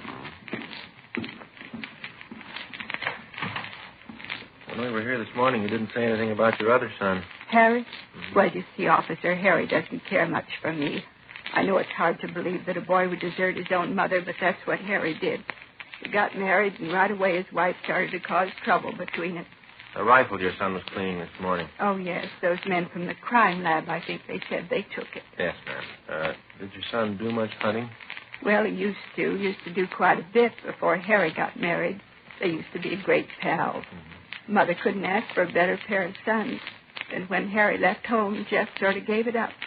He'd clean a gun when he had to, but he didn't go after game anymore.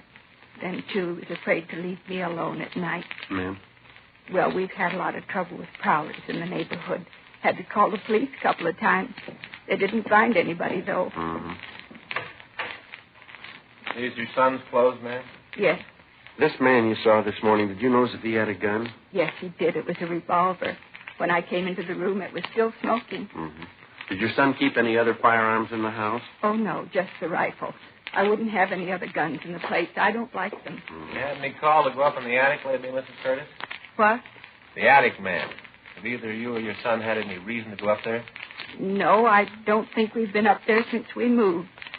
Could I get you officers a cup of coffee or anything? I've got some nice fresh cake. Like a slice of that? No, ma'am. Thanks just the same. No? Yeah. Look at here. Yeah. Look at here on the shoulders of these suits in the back.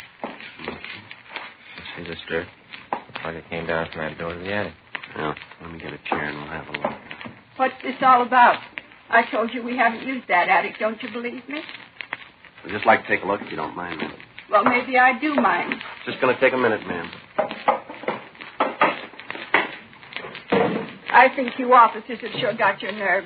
I tried to be nice to you, help you out. Isn't enough that my boy's dead. Now you have to come in here and tear my home apart. There's something up here, Frank. I think I can reach it.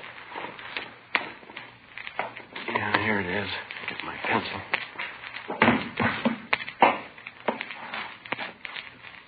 You ever seen this, Mrs. Curtis? No. I haven't got any idea how that gun got there. Doesn't belong to us. What do you think, Joe? I don't know. 38 caliber.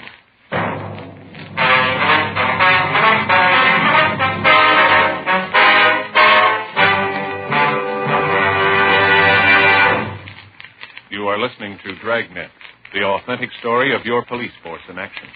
And now a report every smoker should hear.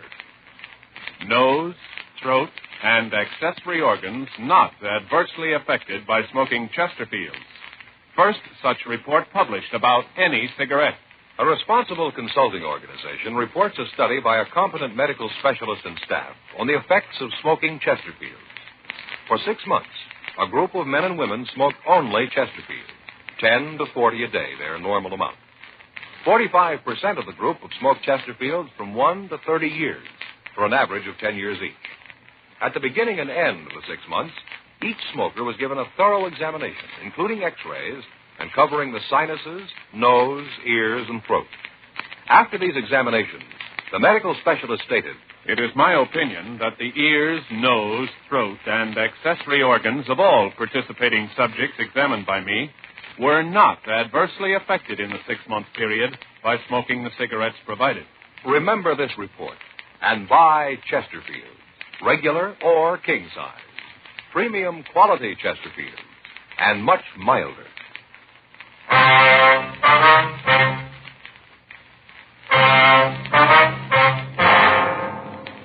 We took the gun back to the city hall. It was checked for fingerprints, but none were found.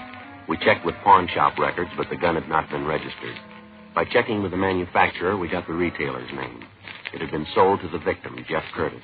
The gun was turned over to Russ Camp for the routine check through ballistics.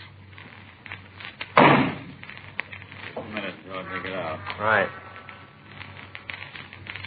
Okay. Place it into the comparison knife. There we are. What's the matter now? Striations here. Got a make, Russ? Yeah, the match. 11:46 p.m. Harry Curtis called the office. He was surprised to hear of his brother's death, but said that he would be down to see us in the morning. Frank and I checked out, and the next morning we drove out to the house on Burn Street and picked up Mrs. Curtis. We talked to her in the interrogation room. This is perfectly ridiculous. I don't understand what you're trying to get me to say. Well, maybe if we lay it out for you, ma'am. Yes, that might do it. At least it would be something. All right, when we walked into your house yesterday morning, you said that nothing in the house had been touched, that everything was just as it was when your son was killed. Is that right? Yes, I guess I said that. Like to have you be sure one way or the other, ma'am. What did you say? I said that. I hadn't touched anything. Nobody did. Mm-hmm. Would you tell us what your son was doing when you left the room? I told you he was cleaning the rifle. On the living room table? Yes, that's right. What did you say he did after he was shot? I said he fell down. Did he touch anything as he fell, brush up against anything? Well, when he fell, he grabbed the tablecloth, pulled it down with him. Yes, ma'am. Well, then maybe you can explain how it was that all the things he used to clean the rifle and the gun itself were still on the table. What? How is it those things didn't come off the table when he pulled the cloth off? I don't know what you're trying to get me to say. Well, we'd like for you to tell us the truth. I'm telling that. All right, ma'am. When the crime lab went over your house, they found 2 places in the kitchen floor that had been filled in with plastic wood. The job didn't look very old. Well, what's wrong with that? Jeff took good care of the house. He might have tried to plug up some place where ants were getting in. When the men from the lab dug up the patches, they found 2 .38 caliber bullets underneath. They checked them with the bullet that killed your son. The bullets came from the same gun. I don't know what you're talking about. What does all this show? You talked about prowlers. Said you had trouble with them in the neighborhood. That's right. What action did you take to stop this? I called the police. Had them come out and try to find the person who was causing the trouble. When did you call the police last? 3 weeks ago. We've checked the reports, ma'am. There's no record of anyone having called the police to check prowlers in that neighborhood for the past 6 months. Are you trying to make me out a liar? Is that what you're trying to do? We're trying to get the truth. Frank? Yeah, Joe. You want to check the office and see if Mr. Curtis is here yet? Yeah, sure. You brought my son here? Yes, ma'am. We've got to get the truth to this. Well, why did you have to get him involved in it? Well, as I said, ma'am, we're trying to find the facts. You don't believe what I've told you? Well, no, ma'am. You've made it a little difficult. How can you say that? Well, first you tell us that nothing was touched, yet the physical setup doesn't make that possible. You deny knowing anything about the gun when we find it, but we find 2 bullets that have been fired from the same gun embedded in the floor of the kitchen. You told us about prowlers in the neighborhood, but there's no police record of it. Your next-door neighbor says she was out in front of her house all morning, but she didn't see anyone enter or leave your house. We find the murder gun up in the attic. You told us you saw the killer leave the house with the gun. Your son died instantly. Now, can you tell us who put the gun there? No, ma'am. There's too much here that doesn't gel. They got you into this, didn't they, Harry? Yes, Mother? They're trying to tell you that I killed Jeff. They want me to tell them that I killed my own boy. Tell them I wouldn't do a thing like that. Not my own boy. Afraid I can't, Mother. What do you mean you can't? The officers just told me about it. Well, who are you going to believe? These policemen or me, your mother? You don't give me much choice. What? I love you, Mother. You got to believe that. I know that whatever you did, you thought was right. I know you didn't mean to hurt Jeff. I know that. And you think I killed him, too? don't you? Harry, give me an answer. You think I killed Jeff, don't you? Yes, Mother. Well, I did. I didn't think I meant to do it. I think I just wanted to frighten him. He was running around so much. Those tramps who were seeing terrible women. I had to keep him home. I had to keep him with me. It was all I had. I'm not young anymore, Harry. You went away, then Alice. Jeff was all I had. I didn't want him to leave, and he was going to. We had an argument. He was cleaning the gun. I got the revolver. That way I knew that I'd always have him with me, that he wouldn't leave. I pulled the trigger. Then I knew what I'd done. That Jeff was gone, too. I didn't know what I was doing. I didn't know. You've got to believe that, officer. Yes, ma'am. Do you believe me? That I just wanted my boy? I wanted to keep him. That's all any mother wants. I tried to keep my boy. Oh, maybe that's what was wrong. What do you mean? You tried too hard.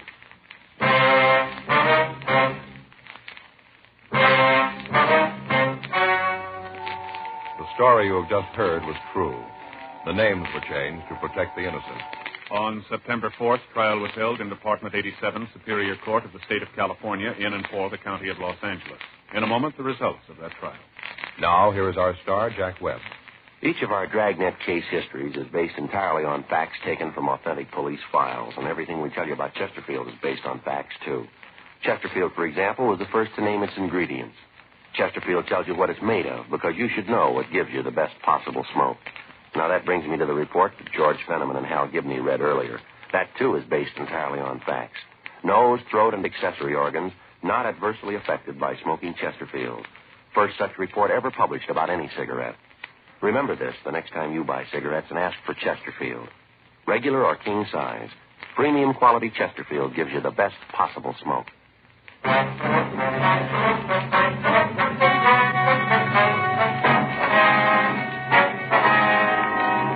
Edith A. Curtis was tried and convicted of murder in the first degree and was sentenced to the state penitentiary for women, Tehachapi, California. While serving her sentence there, she died from natural causes. Murder in the first degree is punishable by death or confinement in the state penitentiary for life.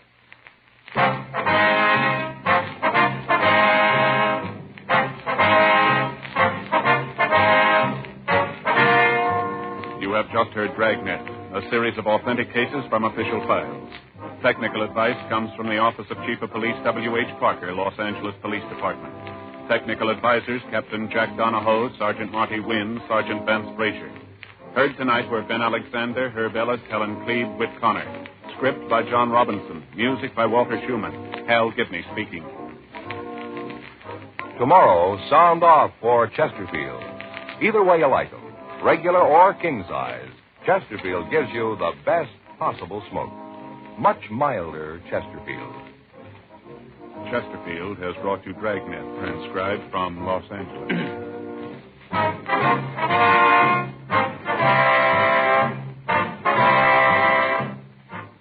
This is NBC, the national broadcasting company.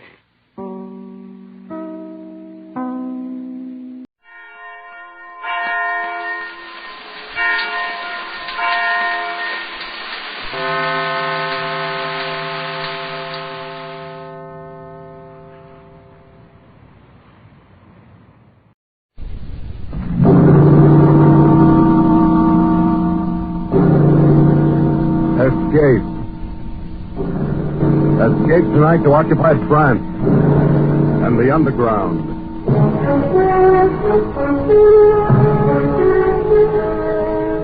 The Columbia Broadcasting System and its affiliated stations present Escape, a new series of programs of which this, the second, is Operation Fleur de Lis, written and directed by William N. Robeson.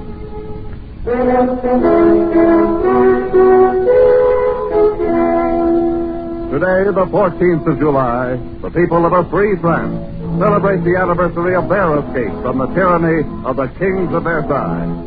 158 years ago today, the people of Paris stormed the Bastille and let loose the French Revolution.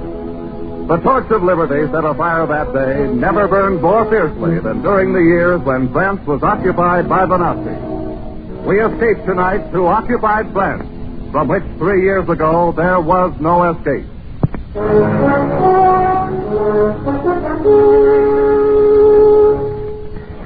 You can call me Duke, but don't use my right name. I might want to go back to France someday.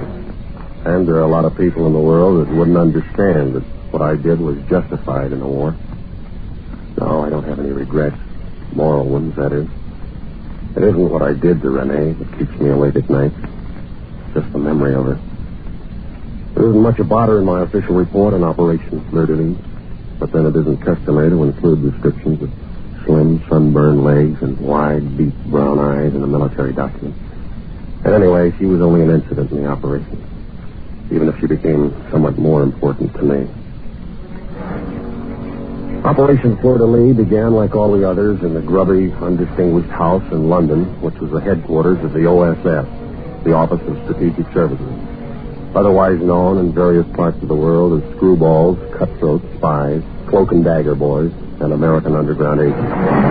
Gentlemen, Operation Fleur de Lis is planned to assist the advance of our forces once they've secured a beachhead in Normandy. Is that where we're going in, Major? That is one of the possibilities, Lieutenant. Yes, sir. You will jump over Grand Mont in northern France, here on the map. You have to set up roadblocks on these 3 state highways. Here, here, and here. There is an underground contract near Grand Mont? Yes, Alcine Dutton. He's leader of the local Marquis. He's expecting him. In addition, you have to block these railroad lines entering and leaving Grand Mont. These operations are to coincide with the advance of our ground forces. If they land in Normandy. If they land in Normandy. You will enplane tonight at 2100 hours and will drop over your objective at, I should think, approximately 2230. Any questions? No, I don't think so, sir. Well, yes, sir, I have a question. Yes, Lieutenant? How many of us are going on this mission? Just the 2 of you. Just the 2 of us.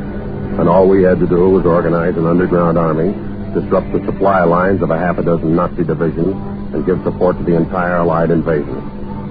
Just the 2 of us. But that's the way the OSS works. And nobody ordered Hill and me into it. We volunteered. I don't know why.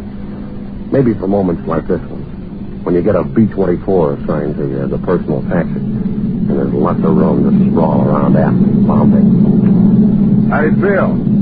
Fine. Scared? Of course I'm scared, aren't you? Me? No. This is a walk. You forget how tough it was when we were at parachute school at Benning. Yeah, that was real rugged. If the wind wasn't right, you might land in the Chattahoochee and get all wet. And there was always a chance that you'd sprain your ankle coming down too hard. And the sun was so bright on some of those daylight jumps. Whereas we got none of those things to worry about here. A nice, thick, black night over France. No sun to blind us. No Chattahoochee River to fall into. Hey, Lieutenant. Yes, Sergeant. Skipper wants to talk to you on the intercom. Thanks. Here, use my can. Thank you. Duke here. Lieutenant, I'm over your objective. Any signal from the ground? Yes, the one arranged. 4 dots, 2 dashes. Green. Very well. You and Lieutenant Hill move into the bomb bay catwalk. I'll open bomb bay doors in 30 seconds. Roger. Good luck. Thanks. Sergeant, stand by to dump those supplies as soon as we're clear. Yes, sir. Come on, Ed. This, as someone has said, is it. So soon? Just as I was settling down a good book. Bomb bay doors are opening, sir. Okay, Sergeant. All right, Ed, let's check your harness. It's a frightful mess. I just can't seem to do a thing with it. I know, but this is the last party. You'll have to wear it on. Okay. How am I? Well, don't look now, but your chute's showing. Tuck it in. Let's get out on that catwalk. Oh, it was refreshing breeze. And all of France at our feet. You see the signal? That's what I'm looking for. There it is. Over to the left. Got it? Got it. Let's go! The kid, brilliant kid. It helps. But for those 10 seconds while you ball free, nothing helps. You hang on to the ripcord and you count off the seconds and you try not to count too fast. Your hand on that ripcord is the only certain thing in the world if you tumble head over teacup with the wind tearing sound from your ears. And there's only one thought, always the same thought, whether it's your first or your 50th jump. Will the chute open? It does. Yanking at your armpits, knocking the breath out of you, slowing you down, and you're swinging like a rag doll trying to get your bearings. First, you make out the horizon. That's where the black becomes darker black, where the stars stop. And you wonder about Ed, but you can't risk calling out. And now that you're located where the stars are, you look for the signal light, and there it is, slightly to the left. So you tug at your shroud line, spilling a little air to guide you toward it. And it's coming toward you awfully fast. And you hope this particular French patriot has picked out a field free of trees and church steeples. And then you try to remember all the things they taught you about hitting the ground and rolling with the wind and collapsing your chute. Because it's always like this. You always feel like you've never hit the silk before. And then you're down, and you roll just right, and you collapse your chute, and it's second nature to you after all. And then you hear footsteps running towards you. And you remember another important instruction. You whip out your automatic, and you hope your French is good enough to get you by. Eva, who is it? Alpine here. Fleur. Lee. Okay, Alpine, come on. I'm glad you've arrived, Lieutenant. So it seems. You have no idea how long we've wished for this moment. Hold it. That's my partner. Come on. Hey, Ed. Over here, Duke. You okay? My empennage is slightly damaged, otherwise okay. This is Alcine, our contact. Alcine, Lieutenant Hill. Oh, Alcine. Lieutenant, it is a great pleasure to make your acquaintance. And on behalf of my countrymen... Now, let's get these chutes buried and blow this place. Where's your transportation, Alcine? We haven't any. Where? Where's the safe house? You might be able to stay at my aunt's. I don't think she'd talk. You don't think, aren't you sure? Oh, yes, I'm supremely confident that Where are the Germans? They're everywhere. And that is why I'm so glad you're here. Now we can fight again. With your help, we will kill many Boches. Wait a minute. How many are there in your Marquis? Myself and 2 others. Just 3 of you? Oh, my aching back. But now that the Americans are here, we can do anything. Oh, why don't they get these things straight in London? How can we block roads with a 3-man Marquis? 3 men and an aunt who perhaps will not talk. Well, let's get cracking. Duke, you're not going through with this mad venture, are you? What would you suggest? Well, as for me, I'm all for taking the next plane back to London.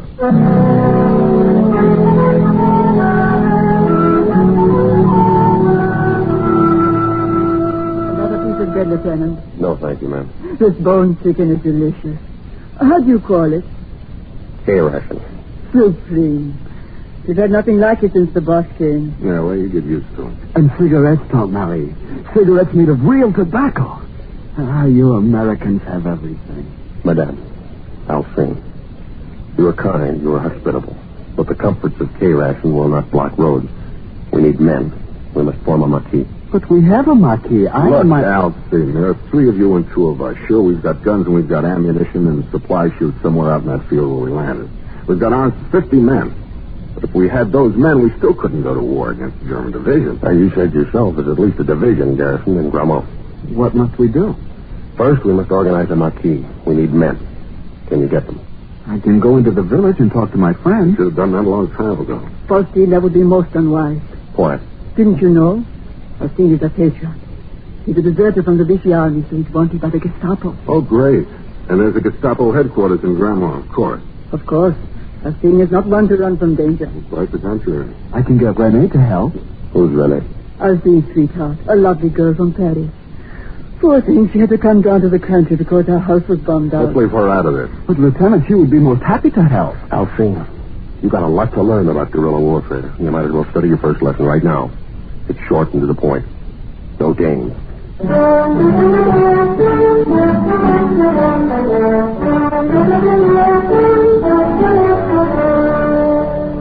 Well, the next day, we collected the supplies, which had been dropped with us, and we set up a camp deep in the woods.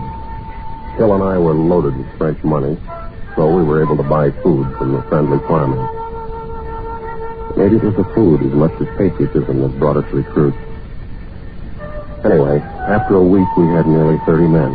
Our Marquis wasn't big enough for the job we had to do, but it was growing in the right direction. And then one night, as I was winding up a report for London... Huh? What do they say? What do they ever say? Message acknowledged. Carry on.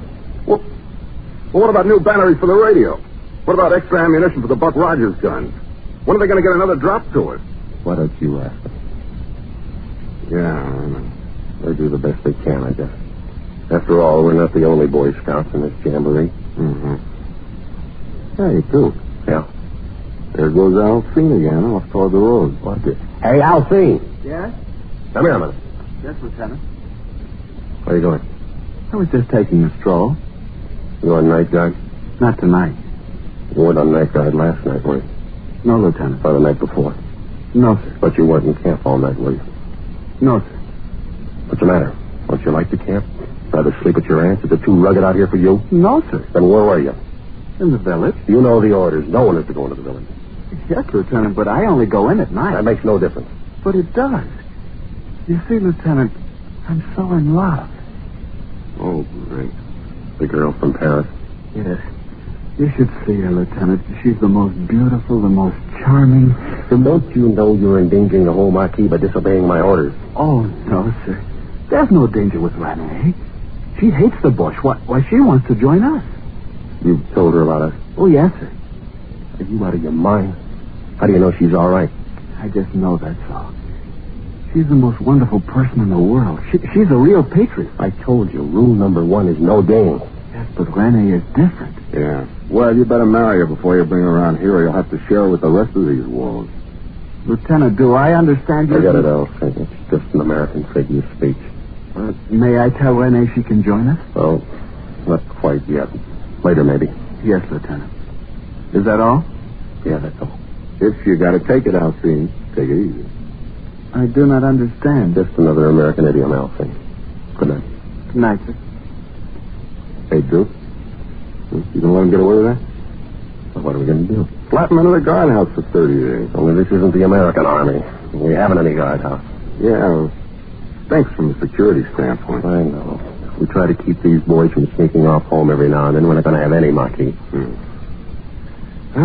He's French. An immoral race. I don't know about that. Remember Phoenix City, Alabama? Yeah. Oh, yeah, I see what you mean.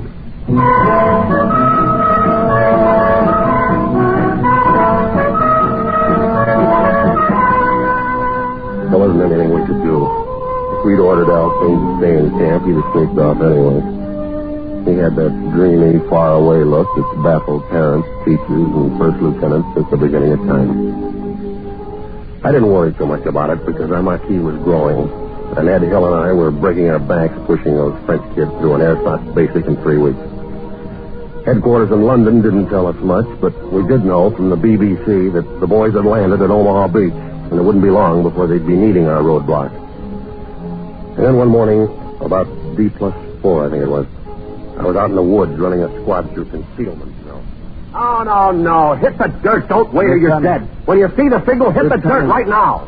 Pardon me, Lieutenant. Huh? Oh, I'll see. Where have you been all night as though I didn't know? Lieutenant, I've got to talk to you. Okay, I'll be through here in a half hour or so. I've got to talk to you now. Huh? All right, Elsie. Okay, boys, take 5. Come along, Elsie. What's on your mind? Lieutenant, my family's been killed. Oh, no. Yes, by the Gestapo. Set fire to the house. My mother, my father, and my 2 sisters. They ran out, the Gestapo shot them. You're sure of this? Yes, I heard it this morning from the neighbor who saw it happen. The poor kid. When can we attack, Lieutenant? When can we stop this endless training and fight the bush? No, I want only to kill and kill and kill until I pay them back for my father, my mother, my 2 sisters. Yeah, I know. You'll get your chance, Elsie, but not yet. We gotta wait. We're not ready yet. I'm ready. Before I wanted to fight the bush for my country. Now I want to kill him again and again. For them. I know, but you gotta be patient. It should happen to me now. Only last night Renee said she'd marry me. Come to live here with me, and he came. I was so happy. And this morning I learned this news. When did you hear from your mother last? Not for a month, since we began to work, but I've written her every week. Yeah? Who mailed the letters? Renee mailed them for me. She's so kind and thoughtful. She offered to mail letters home to the other boys, too. Nice of her. Did they take advantage of her offer? A couple of them. Who? Paul and Sean. I told them about it, but they wrote their family. And Renee mailed the letters, huh? She's a wonderful person, Lieutenant. You're going to love her. Yeah, I think I am. She's all I've got in the world now.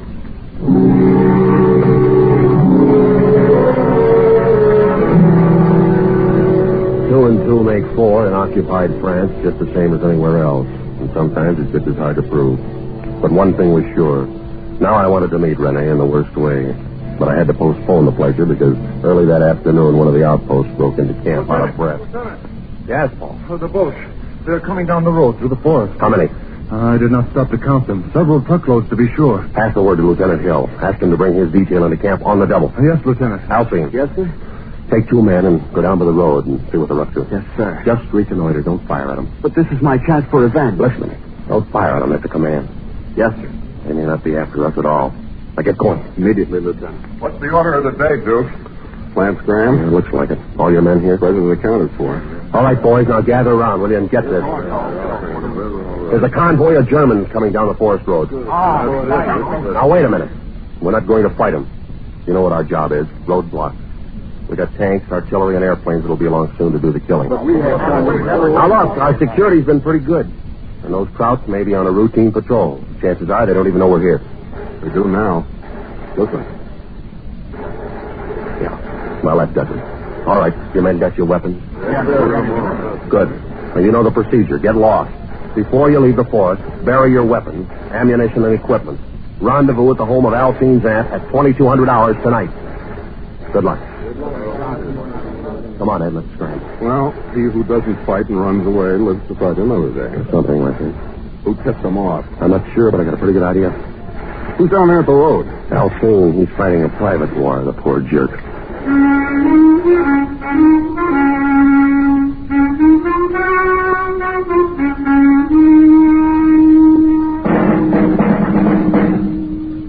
The basic rule of 3 in guerrilla warfare is surprise, kill, vanish. However, when you're surprised, the only rule is vanish. And we did. There were about 50 Germans and a half a dozen dogs to track our scent. They spent the day thrashing through the woods, firing into the underbrush, and finding nothing. What a classic withdrawal. And Hill and I were proud of our little army, with the exception of Alcine, its self-appointed hero. When we arrived at his aunt's house that night for the rendezvous, a half a dozen of the boys were already there. Who is it? Fleur. De Lis. Lieutenant, come in. Good evening, madame. I've seen him already here. I'm so proud of him. Well, Lieutenant, I was just telling Aunt Marie and the boys it was magnificent. I got 2 of them. I killed 2 Boche. Your orders were not to shoot. But, Lieutenant, what would you? What happened to the other boys that were with you? Jean was wounded and captured. Antoine became frightened and ran away. That blows the Marquis. I'll get the full particulars from Jean. They haven't got him already. I'm sorry, Lieutenant, but... Quiet. Answer it, madame. Who is it? Look. De Lis. Open it. Good evening, madame. Come in, boys. Run into any trouble, boys? Well, as you see, we're here. Yeah. But not for long. Lieutenant, yes, Raoul and I wish to withdraw from the Marquis. Quit? Why? The risk is too great. You afraid? For myself, no. But after what happened to John. He was wounded and captured. We all take that risk. Yes, but last night the Gestapo got John's family. Like they did Alcine. Stood them up in front of their house and shot them. No. Who knows who'll be next? My mother, Raoul's sister, Alcine's aunt. I wish to withdraw. I don't know why. Right, now, wait a minute. I don't blame you for being worried about your family. But whose families do you think the British and American armies up in Normandy are fighting to liberate? Their own? No, yours. Now, this thing isn't as bad as it looks. There's been a leak in our security. Somebody's been putting a finger on us. So we lay low until the leak's plugged. But the Germans are everywhere. Spies, perhaps, too, are everywhere. I think I know who's responsible for these murders. I'll make a deal with you. Give me a couple of days to work it out. We'll issue you boys some money, and all you've got to do is to get lost until Saturday night. And then meet me back here. If I haven't patched up our security by then, you can all quit the Marquis and become collaborators. Oh, it is not that, Lieutenant. No one wishes to collaborate. Well, one must think of one's family. Okay. Ed. Yeah, dude. Give the boys 1,000 francs apiece. Right? Come and get it, boy. Come on. Alcine. Yes, my lieutenant? I'm going to have a little time on my hands for the next couple of days. Do you think you could arrange to introduce me to your girlfriend? Oh, but of course, Lieutenant. Maybe. If she's okay, like you say, we can let her sign up. Huh? I'm desolated with happiness, Lieutenant. One thing. None of that lieutenant business around here until I make sure she's all right. Very well. You think my French is good enough to pass as a native? But of course, Lieutenant. All right, then pass me off as a friend of yours. Let's see, I need a name. Let's call me Jacques Dufresne. Jacques Dufresne. Good, I will make the arrangements immediately. I thought you'd like an excuse to get into town tonight.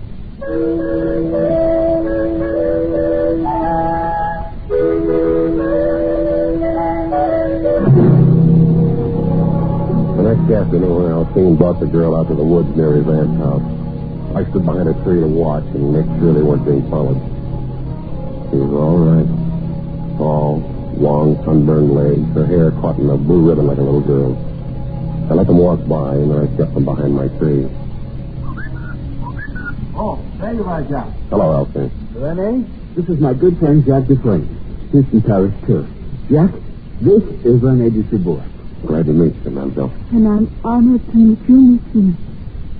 Where do you live in Paris? Near the Fort de Lis, but my home is no longer there. It was bombed out. Alas, so is mine. My family remain with friends, but I've come out into the country to fight with the resistance. Jacques has much influence with the commander of our Marquis. Oh, I hope you will be able to persuade him to let me join you, monsieur. I shall do what I can. It would be a privilege and an honor to work with a patriot like you. See, Jacques, I told you Rene was all right. You didn't tell me the half of it. Mademoiselle, you understand that we must be cautious. There are questions I must ask of a confidential nature.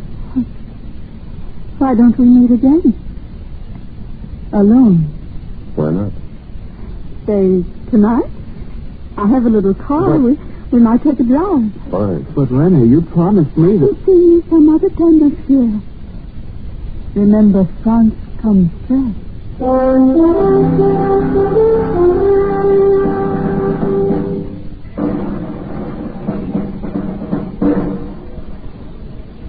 We just drove that night. She was wearing a white ribbon in her hair and a loose white dress and no stockings. We just drove around in her little Citroën with the top down and the wind blowing her hair like a girl in a magazine ad. Then we came back about midnight and parked at the bridge. I felt like I was back in high school in Illinois. Look at those stars. Yeah. So many of them. So close you can almost reach out and touch them. Yeah. I had them all once. I reached out and gathered them all in my arms once. Yeah? I want you to know all about me, Jack. I want to. Don't think it's wrong of me.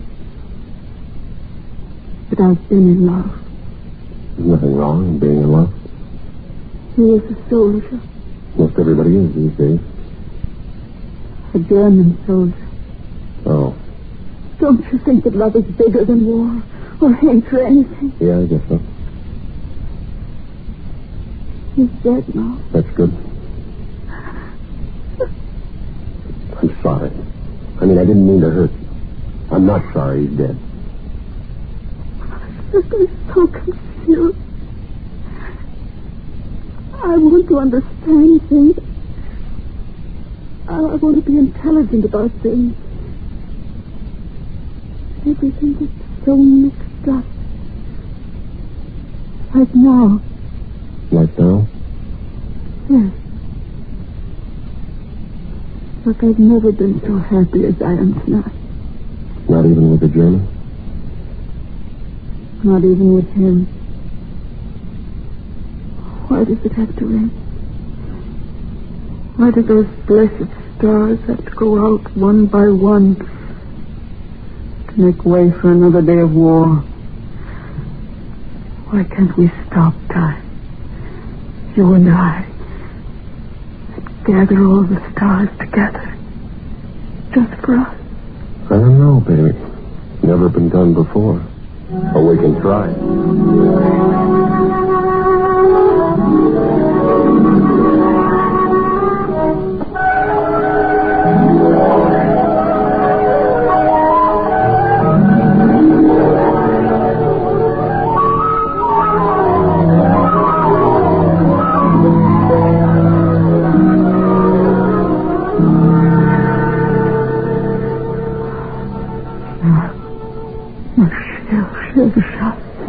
Yeah. Tomorrow night? Same time, same place. Forever, if you say the word. Forever? Sure, why not? Who knows how long forever is in this crazy world? Why not have it together? Why not get married? Why not, my most beloved? See you tomorrow night. I'll only be half alive until then. Shall Harry, if you want to write to your family in Paris, give me the letter tomorrow night, and I'll mail it for you.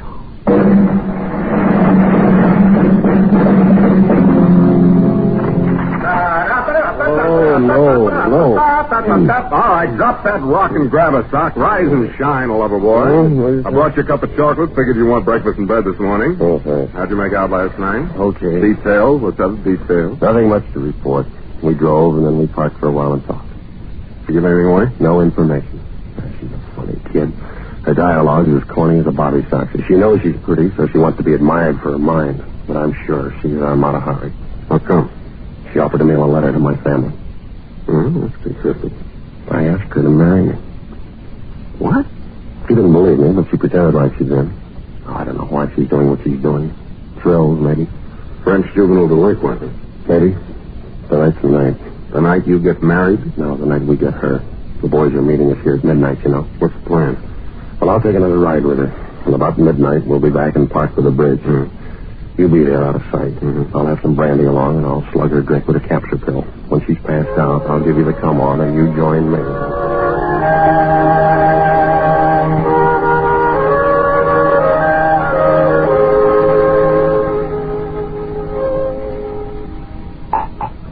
Here, baby, have another drink, huh?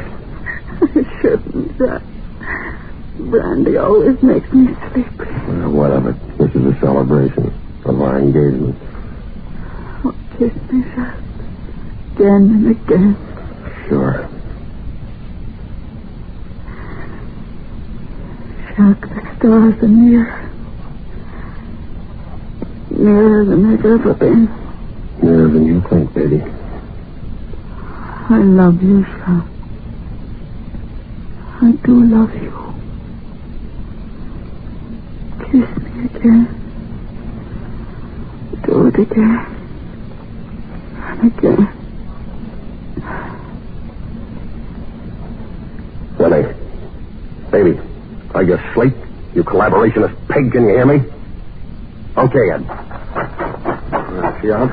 Like a red light in an air raid. Here's her purse. Start through it while I untangle myself. Let's take a look at this. What is it? A letter from Gestapo headquarters confirming receipt of 3 addresses. Let me see that. Well, that one's Alcine's family and that one's John's. And here's a Gestapo identification card. Flash your light over there. Look at her. What a dish. Look at that kisser. And she's responsible for the death of 6 people whose only crime was being born French. She'd have wrecked our marquee, snafu-ed our mission, and turned me over to the Gestapo with his lipstick still in my collar. That gorgeous hunk of double-cross. Now we got the proof. Let's get on with it. Okay. I guess you'd rather I know. This is my job. Gee, she's gorgeous. Yeah. So long, honey. Thanks. She ain't so gorgeous now. Release that handbrake. Got it? Come on, shove. Not yet. Keep that steering wheel straight. The river's deepest right at the center of the bridge. Yeah. Now, hard right on the wheel.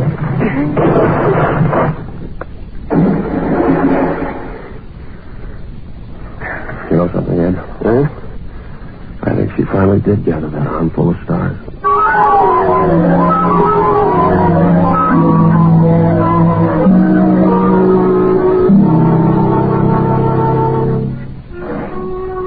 Sure, the operation was successful. When the time came, our roadblocks tied up 3 German divisions while Patton rolled on to the east. But I still lie awake at night thinking I should have married that dame. Yeah, the operation was successful, but the patient died.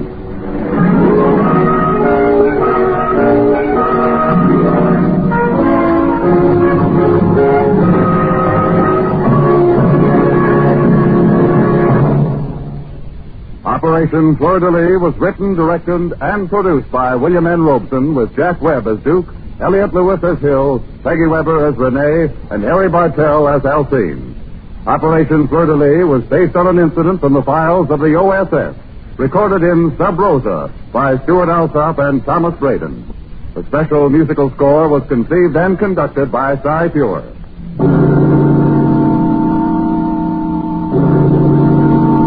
Escape is presented by CBS and its affiliated stations each week at this time. Next week, we invite you to escape with F. Scott Fitzgerald in his unforgettable story, The Diamond as Big as the Ritz. And so, good night. Until next week, when again it will be time to escape. This is KIBM, the Columbia Broadcasting System.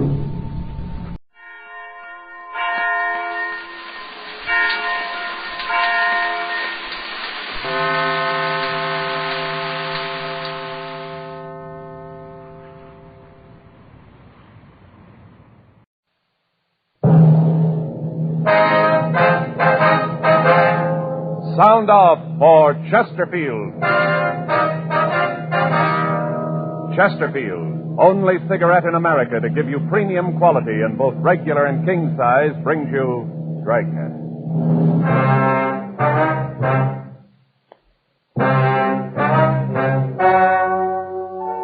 Ladies and gentlemen, the story you are about to hear is true.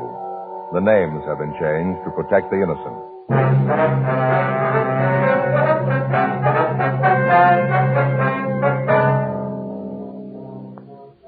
You're a detective sergeant. You're assigned to homicide detail. Naval intelligence tells you that 2 Marines have been picked up by the shore patrol. They're reported sick. 1 is in critical condition. Foul play is suspected. Your job? Investigate.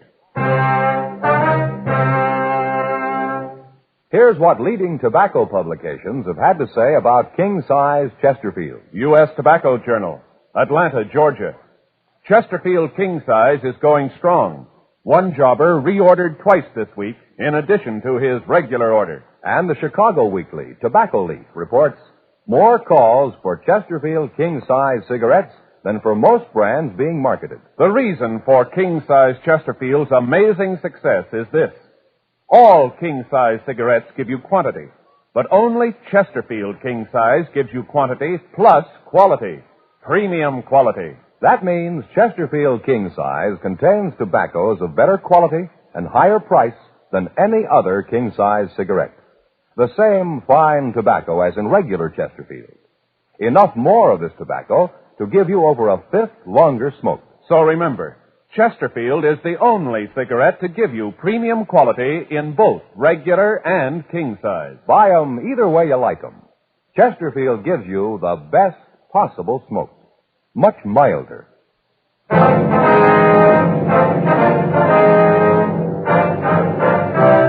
Dragnet, the documented drama of an actual crime. For the next 30 minutes, in cooperation with the Los Angeles Police Department, you will travel step by step on the side of the law through an actual case transcribed from official police files. From beginning to end, from crime to punishment, Dragnet is the story of your police force in action.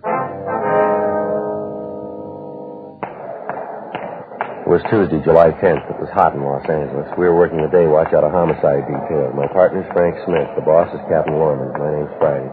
It was 7:58 a.m. when I got to room 42. Homicide. Morning, Joe. Hi. Just get in? Yeah. Anything in the book? I'm looking.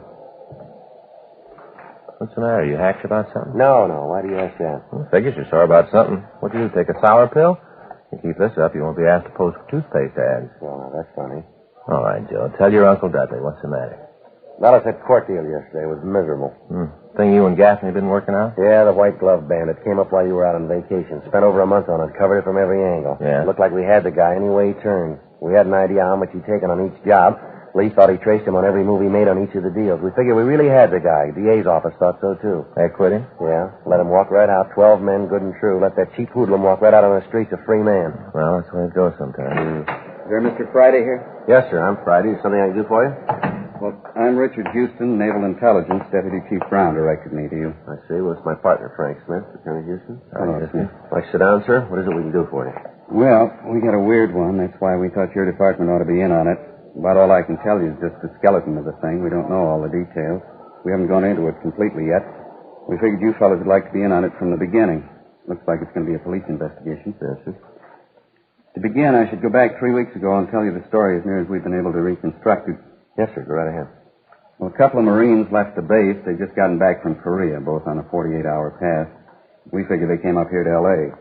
They had a lot of back pay in their pockets. We don't know where they started, but they ended up in a cheap hotel. We got a call from the Shore Patrol early Monday morning. They'd gotten a complaint that the two boys were causing a disturbance in the hotel. They picked them up and found they both were in a pretty bad way. They had them shipped to the Naval Hospital down at Long Beach. By the time they got there, they were really rocky. Well, I'm sorry, sir, but I don't quite see just how we're connected with this. Well, I'm getting to that. I'm sorry. All right, I'm a little long-winded. Anyway, last night, the boys had been AWOL for over 2 weeks. They were brought into the hospital, like I said. Doctors did what they could, but it was too late to help. One of the boys died late last night. We're not sure about the other one. That's where you come in. Sir? They were both poisoned.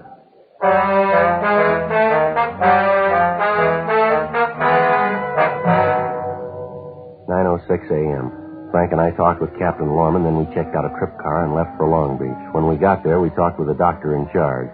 He told us that it would be later that night before the boy would be completely out of danger. He said, however, that we could talk to him if we phrased our questions so that the answers could be kept fairly brief. We looked over the boy's record. His full name was Jack Wayne Walker, age 24. He'd enlisted in the Marine Corps on January 14th, 1950.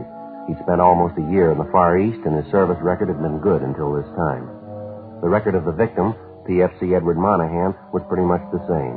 The boys had both come from the same town in Arkansas. The date of their enlistment was the same. They'd served overseas the same time. At 3:48 p.m., the doctor ushered us into Jack Walker's room. Who are you? Police officers, Jack. We'd like to talk to you. Well, what's it about? I haven't done anything. At least I don't think I did. No, it's not that. We'd like to find out what happened while you were up in L.A. Well, I killed my buddy up there. That's what happened. You heard about that, didn't you? Yes, we did. That's what we want to talk to you about. Poor Ed. A year in Korea. Guys taking pot shots at us. Cold, mud. And we got to come back here to get it. I didn't trust that little crumb. I knew we shouldn't have had anything to do with it. Well, you shouldn't have trusted who, Jack? Stubby. You know the rest of his name? No, just Stubby. I just can't believe it about Ed. We shoved off for L.A. going to have a last fling. Ed was getting married as soon as we got home. All right, if you could just start right at the beginning. Oh, sure. Well, first we both had a 48-hour pass. We figured to go to L.A., like I said, for last fling. A few drinks, look at some of the lights, have a little fun. Sort of a bachelor party for Ed before he got hitched, you know. Well, we pulled into town. Let's see, I think it was Saturday morning. A couple of buddies told us about a joint up there where we could have some fun. Yeah. Well, we head up there, and nice little place that hour in the morning, I guess about 10:30. Well, we start in to drink. It gets pretty foggy after that. Like little parts in a jigsaw, you know. You sort of see a little bit of everything, but the whole picture ain't there. Yeah. Well, I remember we hung around the place for 2 days, and then it all really goes black. The next thing I remember, we woke up in some flea bag. I remember looking at the calendar on the wall. We was already a couple of days AWOL. Ed and I talked about what we should do. And then we get to trying to think up an excuse for the CO for being AWOL. And with our CO, it ain't easy. He's had experts try.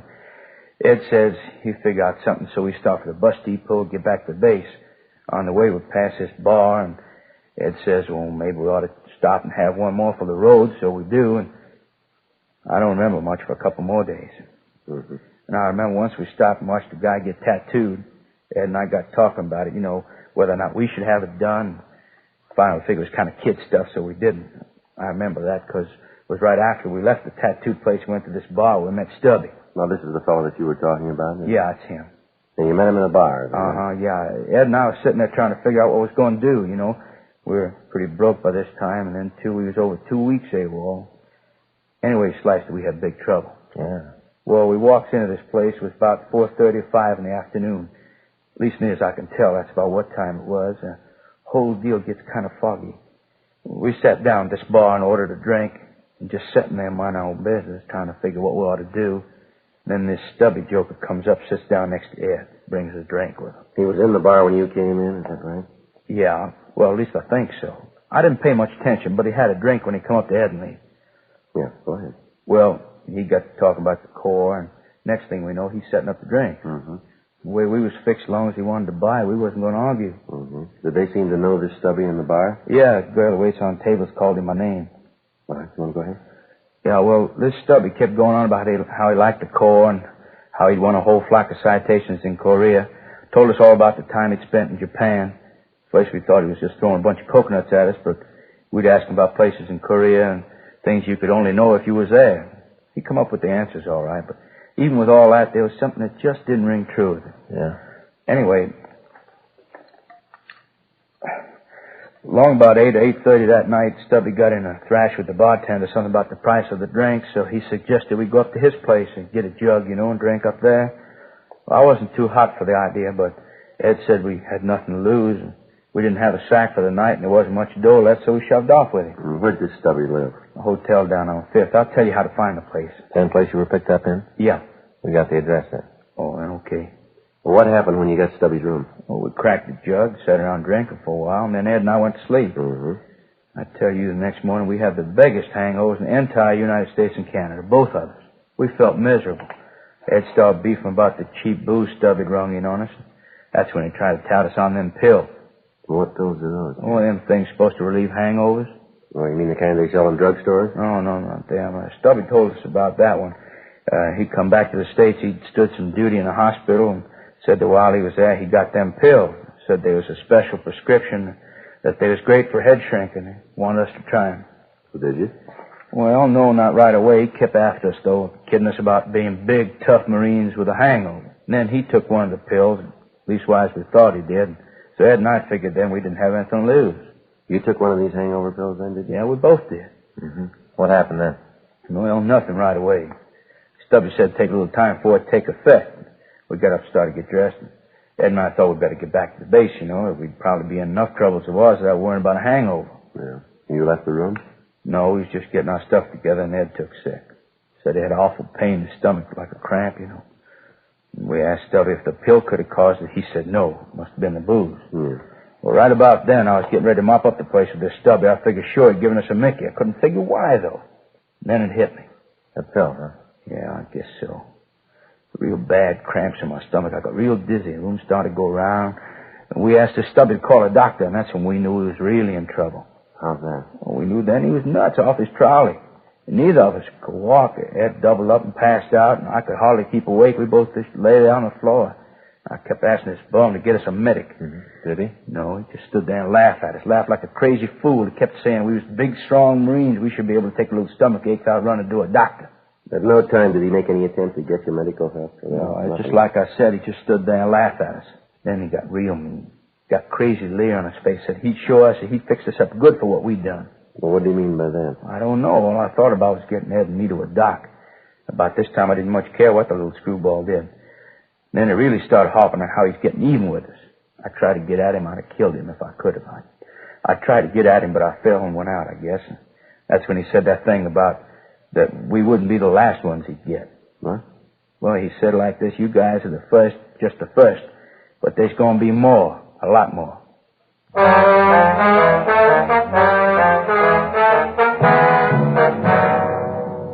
We continued to talk to Jack Walker. He gave us a complete description of the man he'd known as Stubby. And going over the story again with him, there were a few changes in it, but none that couldn't be accounted for by his condition. We got the address of the bar where he'd met Stubby. We checked with the doctor, and he told us that both boys had been given a powerful corrosive poison. He went on to say that it was a miracle that Jack Walker was still alive. 9:26 p.m. Frank and I drove back to Los Angeles. We checked into the office and ran the name Stubby through the moniker file in R&I, but we found nothing. We got out a local and an APB on the description and the name. The stats office started to run on the M.O. Frank and I checked the hotel on 5th Street, and the manager showed us the room, but he said that it had been cleaned and occupied since the two Marines had left. Leighton Prince went over the room, but failed to come up with anything. We took the hotel registration card and booked it in as evidence. The man had signed his name as Alton Richards. The manager gave us the same description as the one we'd gotten from the Marine. We ran the name through R&I, but we failed to come up with any new leads. There'd been no replies to the broadcast, and the stats office had finished the run and had come up with 4 possible suspects. These were checked out, but they led us nowhere. 2:30 a.m. We checked the bar, but we found it was closed. Wednesday, 8:14 a.m. We briefed Captain Lorman on the developments, and then we went over to again check the bar where the two Marines were supposed to have met Stubby. The place was deserted except for one man drinking a beer. The waitress was sitting in a rear booth filing her fingernails. Frank and I went back to talk to her. Yeah, something you want? Well, police officers, miss. We'd like to talk to you. Cops, huh? Yes, ma'am. This is my partner, Joe Friday. My name's Smith. Yes. Boy, does that sound phony. Here's my ID card. Yeah, it's Smith, all right. What do you want? Do you mind if we sit down? No, go ahead, live. Thank you. What's this all about? Do you work here, Stubby? Yeah, Yeah, most of the time. What's your name, miss? Vera. Vera Gay. Well, Miss Gay, were you working here around the 8th or 9th or the 10th of July? Yeah, and you can make it Vera. Mm-hmm. You know most of the people who come in here regularly, do you? Yeah, I suppose so. Wonder if you look at this description and tell us if you know the man here. WMA. What's that mean? White male American. Yeah, WMA. 36 years, 5'7" to 5'9", 155 pounds stubby. Yeah? Yeah, I know him. Comes in here all the time. Nice guy. Loud when he gets drunk. He's always nice to me, though. Tells me I should be in pictures. You know, the movies. Yes, ma'am. Have you seen him today? No, he hardly ever gets in before maybe noon, 1 o'clock. It just doesn't bother you, does it? Am I following my nails? Not at all. He does bother some people, you know. Like running a piece of chalk down a blackboard. This Stubby, does he have any other name? Did you know it? Yeah, Paul Rogers. That's another one, Joe. Yeah. How do you want to go ahead, miss? I went out with him a couple of times, finally gave it up. I couldn't go that route. What's that, ma'am? All he talked about was either him in the Marine Corps and what a big hero he was, or else how he was going to get me in pictures, you know, movies. Yes, ma'am. I didn't come out to California to get in the movies. No, I came out to be a private secretary. Only those jobs are a little hard to get, so I work here. I make enough for coffee and cakes. And when a job comes along, I'll take it. Work in a big office, nice boss. Who knows, he might even marry me. No, that movie hokum for me. No, sir, not your little Vera. Did you work on the night of the 9th? It's the night before last? Let's see. Yeah, I was in. You happened to see the Stubby Rogers that night? Well, I got to think about that. Let's see. That was the night we had the fight just before closing. Yeah, he was in earlier. Did you happen to notice if he was with anybody? What's it all about? He do something you want him for? No, we just like to talk to him. Yeah. Well, if he did anything, we had nothing to do with it. This is a good place. We got nothing to do with the people who come in.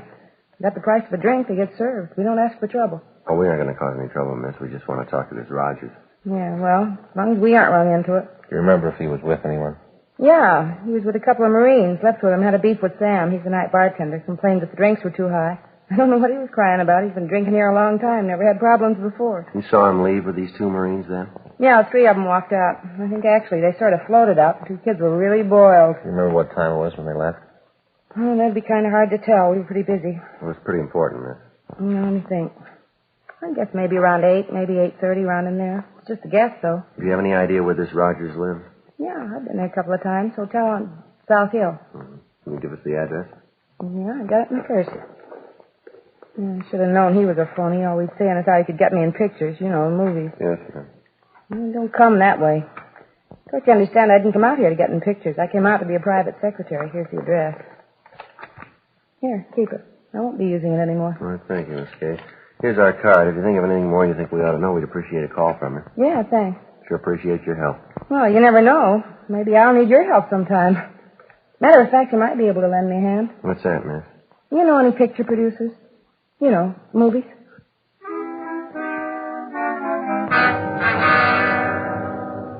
Frank called the name Paul Rogers into the office, and a supplementary broadcast and an APB were gotten out. A stakeout was arranged on the bar.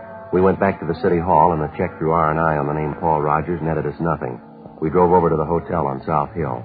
The manager told us that Rogers was not in his room. He went on to say that Rogers had not been using his room regularly for the past week or so, but that he had been in a couple of days before in the company of a soldier, and that as far as he knew, the soldier was still in. In the company of the manager, Frank and I went upstairs. The manager unlocked the door, and we went in. A minute, Frank. There's someone in bed. Yeah. Come on, you. How about it? Just a minute. How about it, Joe? I don't know. He's dead.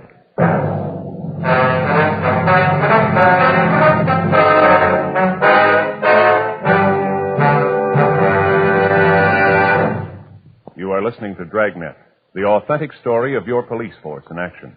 And now a report every smoker should hear. Nose, throat, and accessory organs not adversely affected by smoking Chesterfields. First such report published about any cigarette. A responsible consulting organization reports a study by a competent medical specialist and staff on the effects of smoking Chesterfield. For 6 months, a group of men and women smoked only Chesterfield, 10 to 40 a day, their normal amount. 45% of the group have smoked Chesterfields from 1 to 30 years, for an average of 10 years each. At the beginning and end of the 6 months, each smoker was given a thorough examination, including x-rays, and covering the sinuses, nose, ears, and throat. After these examinations, the medical specialist stated, "It is my opinion that the ears, nose, throat, and accessory organs of all participating subjects examined by me were not adversely affected in the 6-month period by smoking the cigarettes provided." remember this report and buy much milder Chesterfield, regular or king size.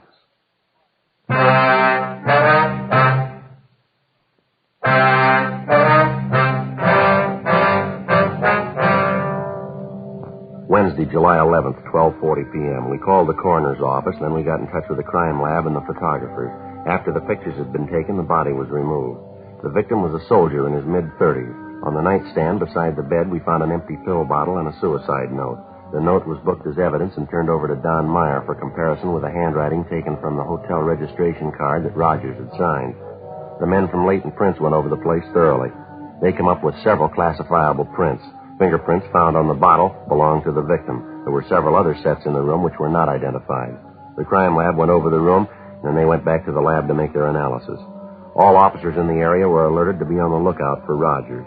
Frank and I talked to the manager of the hotel, a Henry Corey. He told us that Rogers had lived in the hotel for the past 4.5 months. He said that Rogers was quiet, kept pretty much to himself, and for the most part was a good tenant. He said that on several occasions Rogers had gotten behind in his rent, but that he'd always managed to come up with the money. The manager told us that in the conversations he'd had with Rogers, the main topic had been the Marine Corps and the suspect's record overseas. Rogers presented himself as an armchair general, constantly calling down the way the situation was being handled. He would refer to his own exploits, but when questioned about his leaving the service, he became vague and evasive. Additional handwriting samples were obtained and sent to Meyer. The manager told us that the latest victim had come in with Rogers the night before, and that at the time he'd been pretty drunk. They'd gone upstairs, and when Rogers had left in the morning, the manager had assumed that the soldier had gone the night before. 3:20 p.m. Frank and I went back to relieve the stakeout at the bar.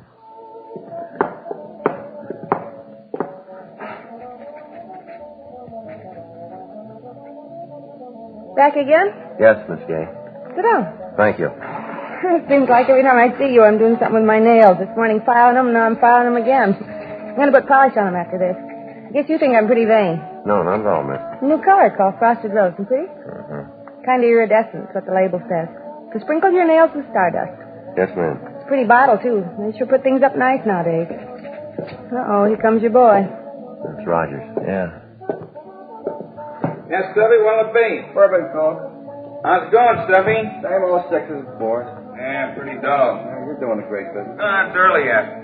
Here's your drink. It'll be 4 bits. There you go. All right, thanks, good. All right, Frank, let's go. No trouble now. Not unless he makes it. Hi, fellas. Something you want? You Paul Rogers? Yeah, who are you? Police officers. We'd like to talk to you. I don't want any trouble in here. No, there's not going to be any trouble. Always fights. Why is it everybody comes into a bar and starts fights? Ain't there someplace else to be? All right, come on, Rogers. What for? You got nothing to hold me in. We'll talk to you about that, too. Well, let me finish my drink. No, afraid not. Let's go now. Look, I said I was going to finish my drink. Don't lean. Let's can it, mister, and go. I said I was going to finish my drink. All right, mister, on your feet. Nothing on him. All right, take him to the office. Sergeant. Yes, sir. Thanks. Sure appreciate it. Well, what's that? Thought for a minute there you were going to have a fight.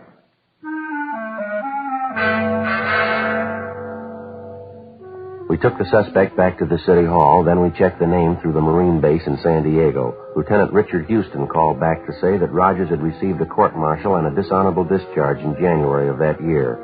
He'd been tried by a military court on a charge of stealing alcohol from the hospital pharmacy and selling it to the patients in the hospital. We stopped in handwriting analysis, and Don Meyer took an exemplar of the suspect's writing.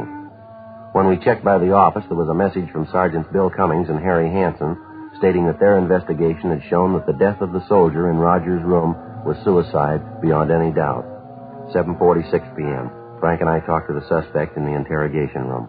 Terrible thing, treating a veteran like All this. right, let's save it, Rogers. There's a few questions we'd like some answers to. I got nothing to hide. All right, what were the conditions of your discharge from the Marine Corps? What do you mean? Did you get an honorable discharge or a dishonorable discharge? I had a little trouble.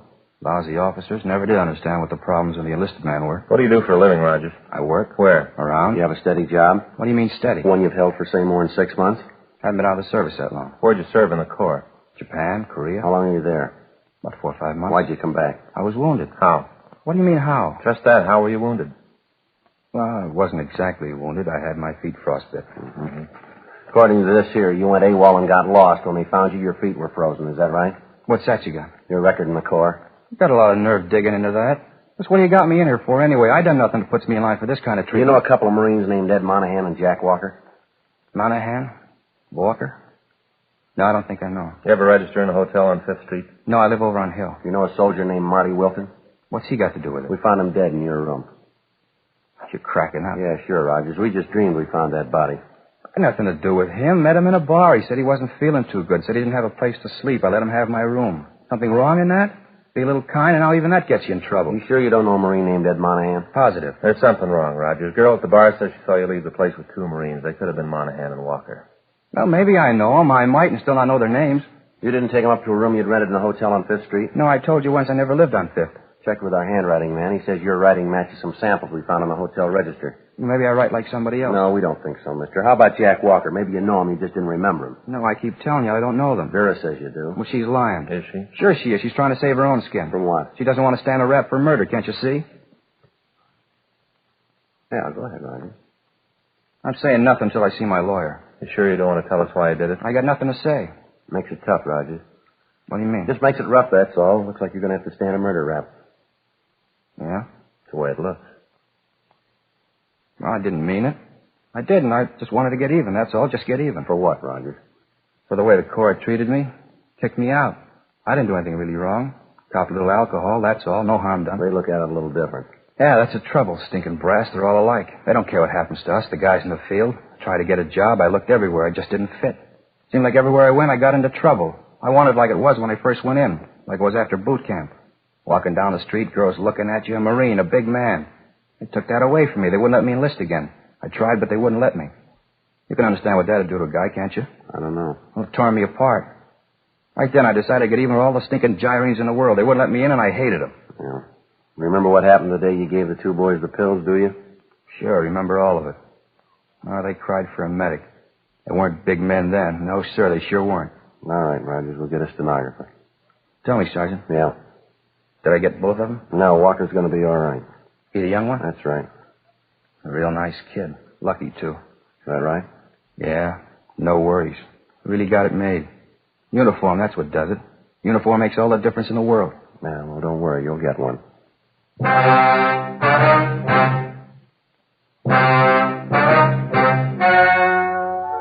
The story you have just heard was true. The names were changed to protect the innocent. On November 13th, trial was held in Department 87, Superior Court of the State of California, in and for the County of Los Angeles. In a moment, the results of that trial. Now, here is our star, Jack Webb. Thank you, George Fenneman. In modern crime detection, the working detective depends on scientific research. He relies on the services of trained experts in ballistics, communications, fingerprints, to name just a few. He's interested only in facts. And as a smoker, you should be interested only in facts. That's why the report you heard earlier is so important to you. Nose, throat, and accessory organs not adversely affected by smoking Chesterfield. First such report ever published about any cigarette. Remember it. And next time, buy Chesterfield. Regular or king size, premium quality Chesterfield gives you the best possible smoke.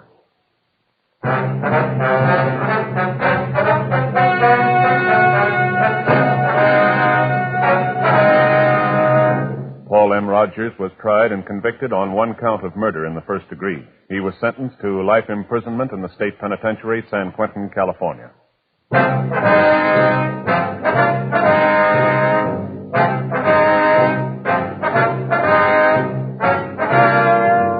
You have just heard Dragnet, a series of authentic cases from official files. Technical advice comes from the Office of Chief of Police W.H. Parker, Los Angeles Police Department.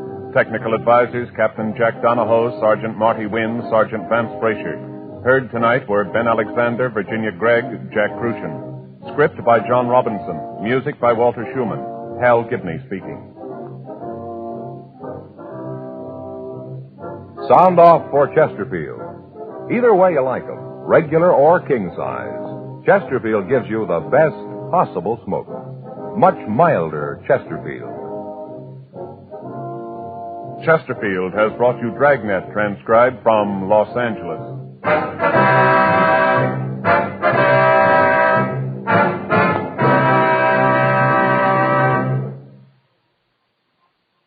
Tonight, it's Barry Craig, confidential investigator on NBC.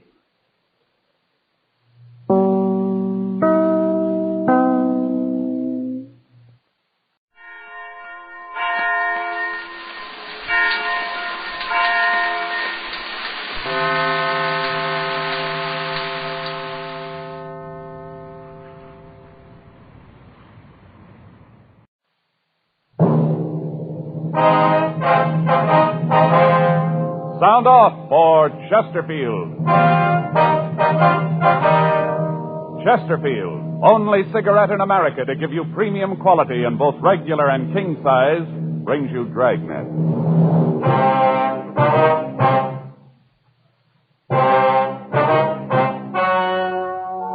Ladies and gentlemen, the story you are about to hear is true. The names have been changed to protect the innocent.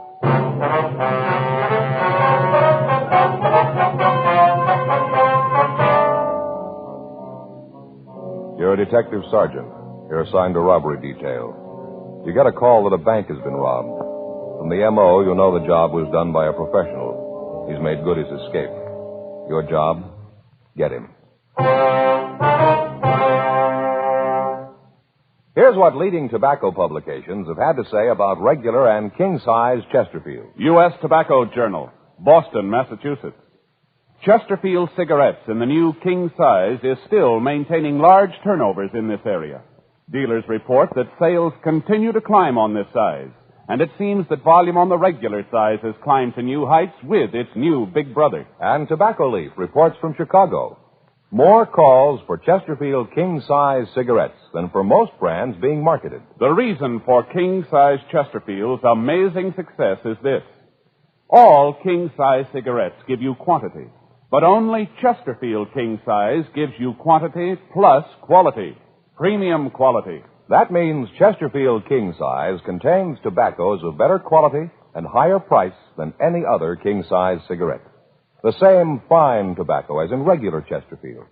Enough more of this tobacco to give you more than a fifth longer smoke. So remember, Chesterfield is the only cigarette to give you premium quality in both regular and king size. Buy 'em either way you like 'em.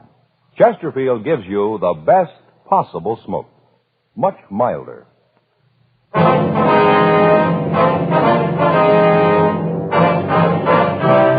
Dragnet, the documented drama of an actual crime. For the next 30 minutes, in cooperation with the Los Angeles Police Department, you will travel step by step on the side of the law through an actual case transcribed from official police files. From beginning to end, from crime to punishment, Dragnet is the story of your police force in action.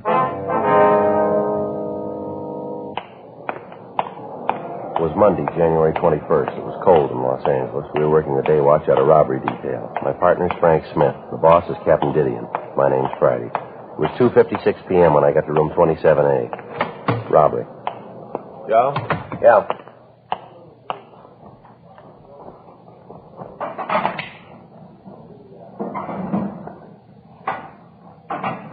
Sure cold out. Yeah, paper says you'd warm up a little before the end of the week. Well, I hope so. How'd your weekend go? Don't bring it up. What happened? At my house, there's only one thing that could happen. What do you mean? My brother-in-law, Armand. All the time, he just sits around the house, sits there and reads those detective magazines. Doesn't he work? If he's ever held a job, he's kept it a secret. Just moves around between the relatives. This year, it's Faye's turn. He just sits around all day, huh? Yeah. Reads those detective magazines. Always sending for those books that are sent in the plain wrappers. You know, the ones that tell you how you can have a business in your own home. Yeah, I know what you mean. Well, this time he really did it. He sent for one that tells you how to go into the house cleaning business. I thought at first it might be a pretty good deal. You know, if it worked out, he could give Faye a hand with the house. Well, Saturday morning, the book gets to the house with all the formulas and instructions for making the cleaners for the rugs and the upholstery. Yeah. First off, he borrows $5 from me to buy the stuff to mix the formulas. Then he goes to the kitchen and takes all of Faye's good pans to mix up the goop in, and it smells terrible. All those bleaches and soaps. And I'm sitting in the front room watching television. All in all, I'm pretty comfortable. Yeah. He comes in, he says the room is filthy, and he's going to clean it. Tells me to get out of the room, and that he's going to surprise all of us. Yeah. Well, he did. Faye and I took the kid down to the barber's to have her haircut, did a little shopping for the weekend. You should have seen the house when we got back, Joe. Just miserable. What had he done? First off, he wasn't there. Left a note on the kitchen table telling us that he was out for a walk. I kind of figured what had happened, so Fay and me walked into the living room. Joe, you wouldn't believe it. Is that so? Fay almost fainted. Pretty awful, huh? Worse than that. Room was beautiful. Everything in it was clean as a whistle. All spotless. Curtains, carpet, the upholstery, even the tables had been waxed. Well, what's wrong with that? Sounds to me like a pretty good deal. Fay. Well, what about her? Right away, she starts climbing all over me, reads me off for being so mean to him. Says all about how I should be ashamed of myself, said that I should have thought of the house-cleaning gimmick myself. I should have given him a hand in cleaning up the place, and that the next day off, we have to do the whole house. I tell you, Joe, no matter what the guy does, it always ends up making me look bad. Well, you say you've only got this year with him, huh? Yeah. Then he goes to Fay's sister in Piedmont. I'll sure be glad when that time comes. Yeah, don't blame me. Hot shot, I'll get it. ADT 211, bank robbery in progress. It took us a little over 4 minutes to get to the bank at the corner of Lebanon and Broadway. In that time, the bandit had completed the robbery and made good his escape. A radio car had arrived at the scene, and the officers had gotten a description of the car and of the bandit. They'd called the information into communications, and a broadcast was gotten out to all cars in the vicinity to be on the alert for the holdup man. 2:40 p.m., Frank and I arrived at the bank. Back there, bank guard. Yeah. I couldn't help it. What do you want me to do? Try to stop him and have him shoot that gun off? You'd have killed half the people in here. I'm not saying that you should have actually tried to stop him. All I'm saying is that there is something that you should have done. You just stood there and looked at it. You could see the gun. There must have been something you could do. I beg your pardon, sir. You get away. You're probably in cahoots with the robber. You probably came back to get the rest of the money. Well, Gibson, don't just stand there. Stop these men. We're police officers, sir. You see, Gibson, they're police officers. You have a badge or something? After this, I don't think I'll trust anyone again. Yes, sir. Here's our identification. Oh, yes, Officer Friday. This is my partner, Frank Smith. How do you do? Hi. I suppose you want to ask me a lot of questions? Well, there are some things we'd like to know, sir. You'd like to talk in my office, I guess. It'll be more quiet there. That'll be fine. Would it be all right if Gibson came along? I'd like to have him see how a couple of real detectives work. Yes, sir. I think it'll be all right. Fine. Back this way. Oh, Officer Friday, this is Gibson, the bank guard, and I use the term loosely. This is Mr. Jones. That's Smith, sir. Frank Smith. Oh, yes, Smith. Sorry. Go ahead. Just sit down any place. Yes, sir. Thank you. Now, you listen good, Gibson. Yes, sir. Mr. Allen, you were the victim, were you? I certainly was. It was just 3 o'clock. Gibson was just putting up the chain across the door, you know, to keep people out. Yes, sir. Gibson was out there. I was in here in my office. Go ahead, Gibson. Tell the officers about it. Yes, sir. Well, he parked his car right in front of the bank, and when he pulled up, I thought it was a customer trying to get in before the bank closed. I held the chain for him. That was nice of you. What happened then, Mr. Gibson? As soon as he got to the doorway, I saw the shotgun. He had it kind of under his coat. You know, I tried to stop him, but he had the gun pointed right at me. He said that if I made a move, he'd as soon shoot me as look at me. Mm-hmm. You sure it was a shotgun, are you? Yes, sir. I could tell it was a 12 gauge. It was sawed off. Told me to get over in that little alcove near the entrance to our escrow department. Mm-hmm. I did. Then he told me to hand over my gun. I started to get it out of the holster, and I thought that maybe I'd have a chance to surprise him, but he must have known what I was planning. Why do you say that? He told me to face him in the corner. Then he took the gun out of the holster. Mm-hmm. Well, I did what he told me. What happened then? He asked me where the manager was. I pointed out his office. Well, to this time, did any of the people in the bank have any idea what was going on? No, sir. The way he acted, he knew what he was doing. Right off, I knew there wasn't anything I could do. I kept thinking about the people in the bank. That shotgun didn't want anyone to get hurt. It's the only bright thing you did. If you want to go on, what happened then? Well, like I said, he asked where the manager's office was. I showed him, and he told me he wanted me to go back there with him. Uh-huh. We walked back there. He put the shotgun under his coat, and by some miracle, nobody saw it. That's where he brought me into the picture. He just walked in, told me it was a stick-up. He had this little leather bag, the kind the doctor uses. Mm-hmm. He opened it up, told me to walk in front of him. Uh-huh. He made me carry the bag. Kept the gun at my back all the time. I could feel it.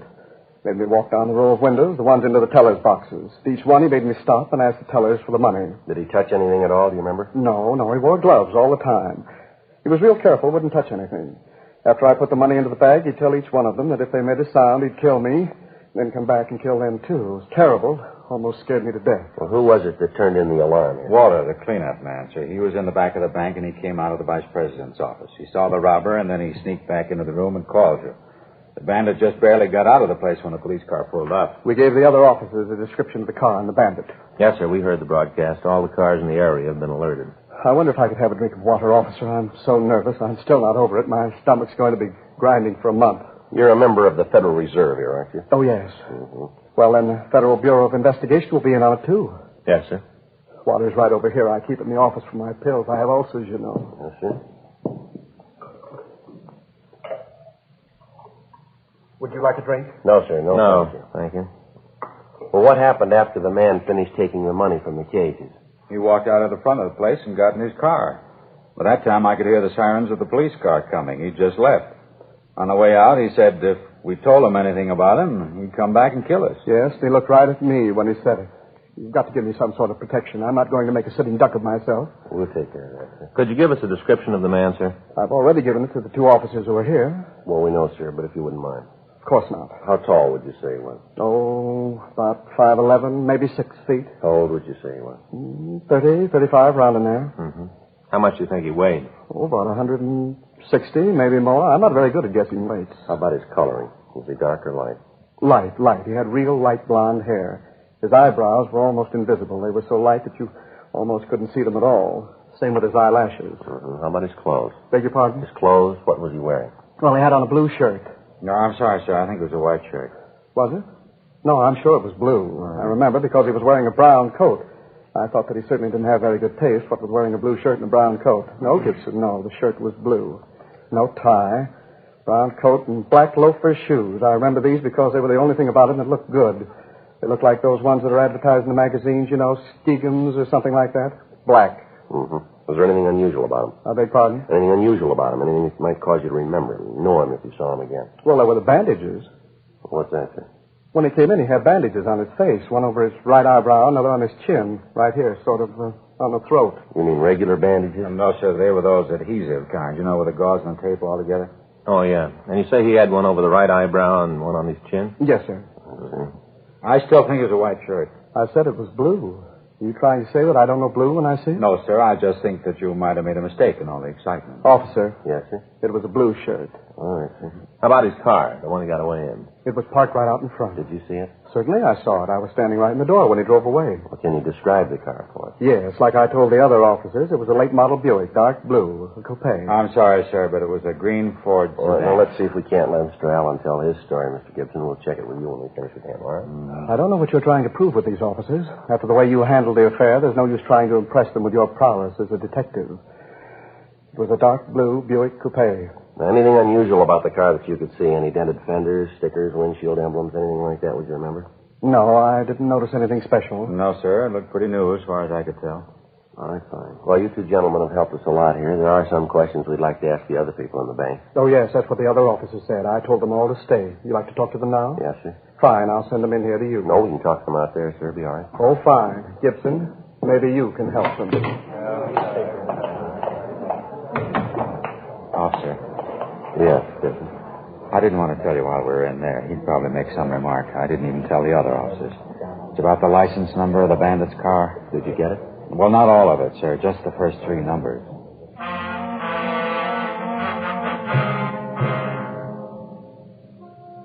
The bank guard went on to explain that in the confusion he had failed to give the information about the license number to the other officers. We continued to talk to him.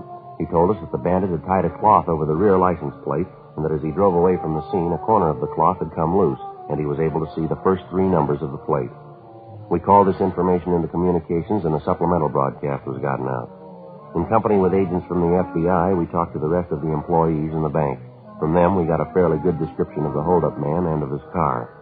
They agreed that it was a late model dark Ford sedan. With FBI agent Tom Ashford, Frank and I checked by the office and asked the stats office to make a run on the M.O. We checked the oddity file on R&I on the possibility that the tape might have been used to cover scars or other marks that would make identification easier. 9:46 p.m. We stopped and got some sandwiches and coffee, and then we went to the DMV offices. Hi, Joe. George, you know Frank. Yeah, hi. How's it going, George? This is Tom Ashford, agent from the FBI. He's working with us on this thing. Oh, hi. Glad to know you. Yes, I'm here. Well, where do we find the files here, George? Oh, what's the number again? 1U5. That's all we have. Not much. Oh, you'll find the files to that number in these drawers here. You know what kind of car it is? Yeah, Ford sedan, late model. We're not sure what year. Uh-huh. Well, go to it. I don't envy you.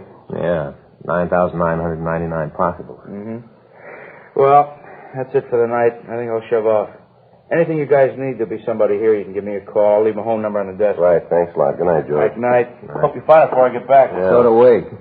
Well, let's get to it. Right. Let's see. 5. It took us the next 8 hours to go through the almost 10,000 license registrations. Each file card had to be checked for a similarity of make and model. Each automobile in the Los Angeles area was listed, and then each one in the entire state. Each of them had to be checked out. 6:02 a.m., Tuesday, January 22nd. We finished checking the file. That does it.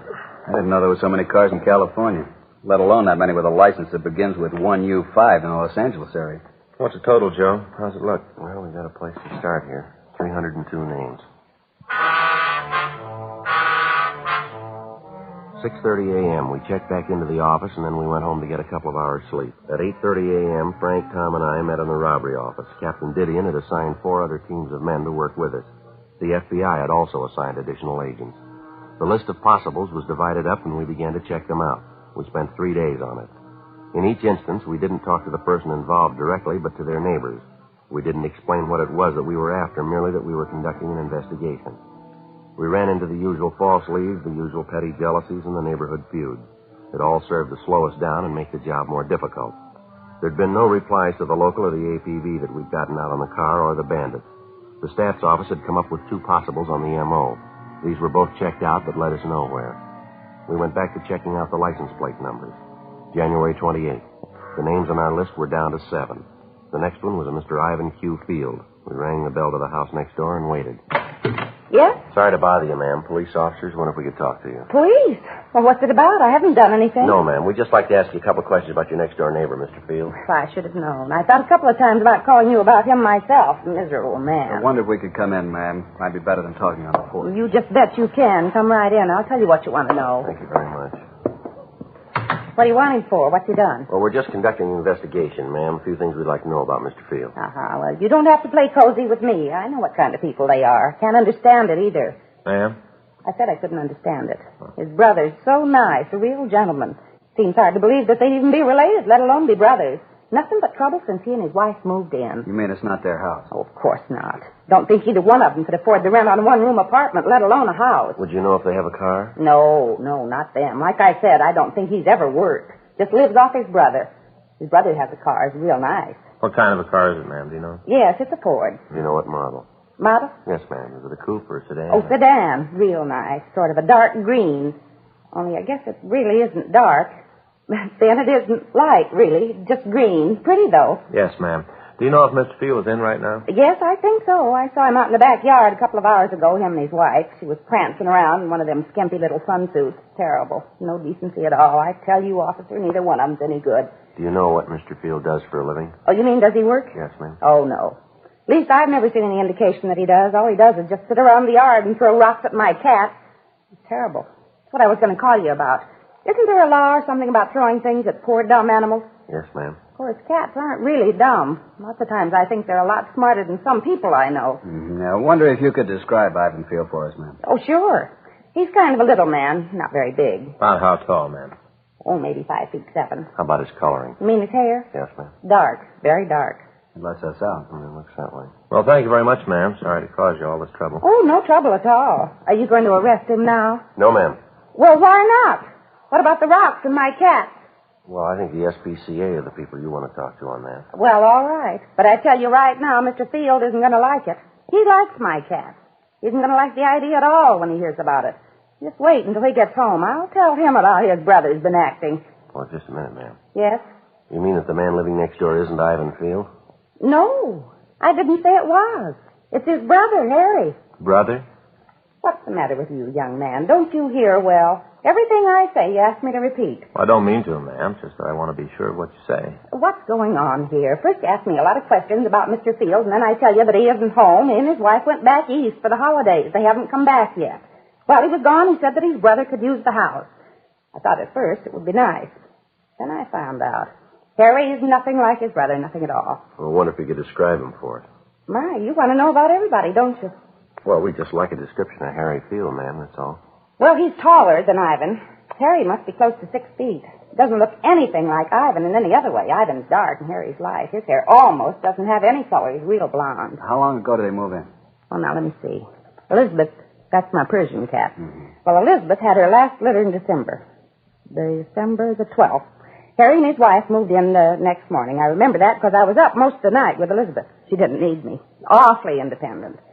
But it was the morning that they moved in. Oh, I remember it well. Elizabeth had 6 little kittens. It was December the 13th when Harry moved in. And they've been using Ivan Field's car? Oh, my, yes. Hardly a day goes by but what they don't drive it somewhere. I wonder if we could use your phone, ma'am. Oh, sure. It's on the table there in the hall. Thanks. I'll check the name through R&I. Okay. Would you happen to know if this Harry Field has any marks or scars on him? Well, now, let me see. I think so. Seems to me that I saw him and his wife out in the backyard one day. He was wearing swimming trunks, and she was in one of those sun suits I told you about. It's graceful. Yes, ma'am. Well, it seems to me that he had a scar on his leg. Yes, just above the knee. I think it was the right leg. No, what I meant, ma'am, was does he have any marks on his face, on his forehead, or on his chin? No marks. Oh. Oh, wait a minute. The other day I noticed he had a cut over his right eyebrow.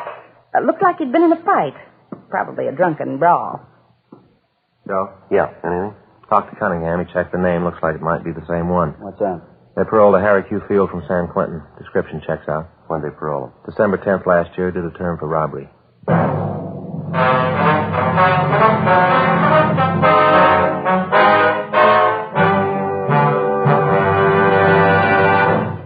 You are listening to Dragnet, the authentic story of your police force in action. Chesterfield was first to name its ingredients.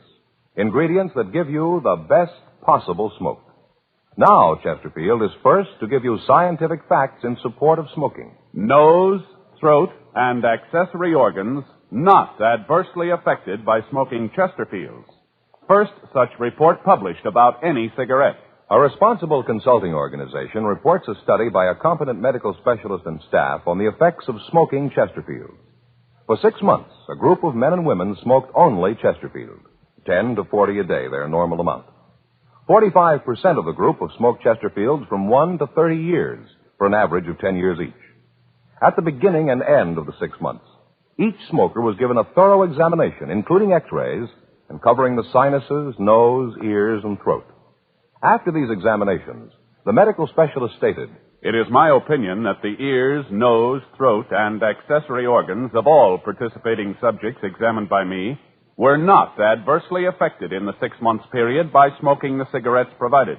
Remember this report, and buy Chesterfields either way you like them, regular or king size. Premium quality Chesterfields, and much milder.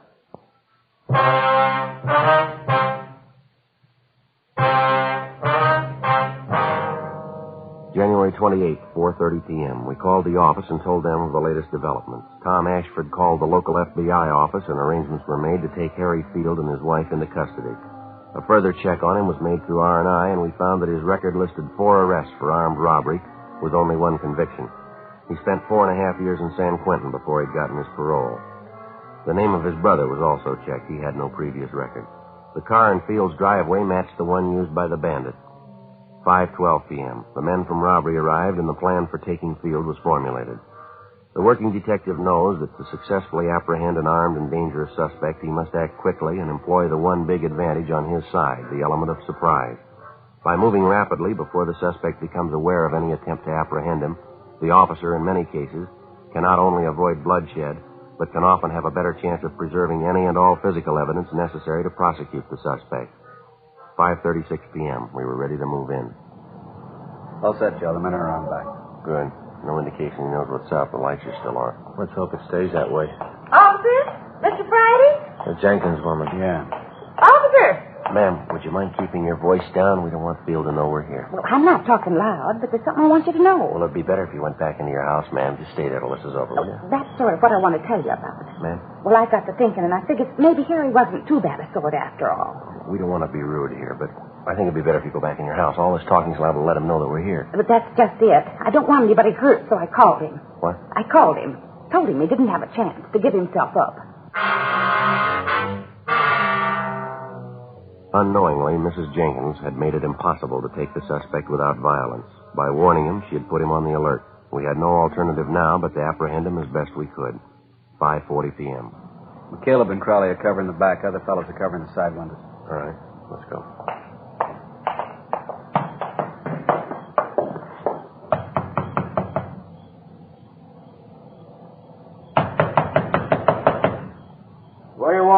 Open up. Come on, Field. We want to talk to you. Yeah, I'll be there in a minute. Take it easy. Open up, Field. Police officers. All right, I'll be there in a minute. Let's go. He's stalling. All right. Block. Come on, let's hit it. All right. All right, stand still, mister. The fireplace, Joe. I'll get it.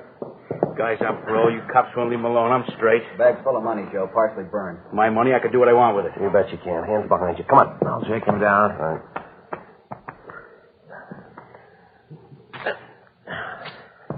He's clean, Joe. You got him, huh? Yeah, we got part of the loot, too. He's trying to burn it. Call in, I'll shake the rest of the house. Right, Mac. All right, how about it, Field? We got the money, people who can identify you. Car parked in the driveway fits the description. You've been through this before. You got out of queue on December 10th. You pulled this job on January 21st. Is that right? Like I said, I fell once. I did my time. Joe? Yeah, Mac. Found his wife hiding in the back bedroom. Found a sawed-off shotgun. All right, let's get him out of here. Say, Frank? Yeah? Message came in for you before I left the office. Forgot about it. Say who it was from? No, I didn't leave a name. Here's the number. Why don't you phone right away? I'll call it now. We can take Field in. Good, Mac. Thanks. We'll be right behind you. We want to talk to his wife anyway. Okay, Field, let's go. All right, come on, Frank. Come on. Hollywood 24709. I don't know anybody with that number. Well, a simple way to find out is to call him, isn't it? It's kind of late. Well, go ahead and call him anyway. Yeah, here's the phone. I'll check with you later, Joe. Frank. Right, Tom. We'll check it. Bye, Tom. Oh, come on, let's go. I want to use the phone. Oh, yeah, go ahead. You got a dime? Just a minute. Yeah. I'll leave it for the call.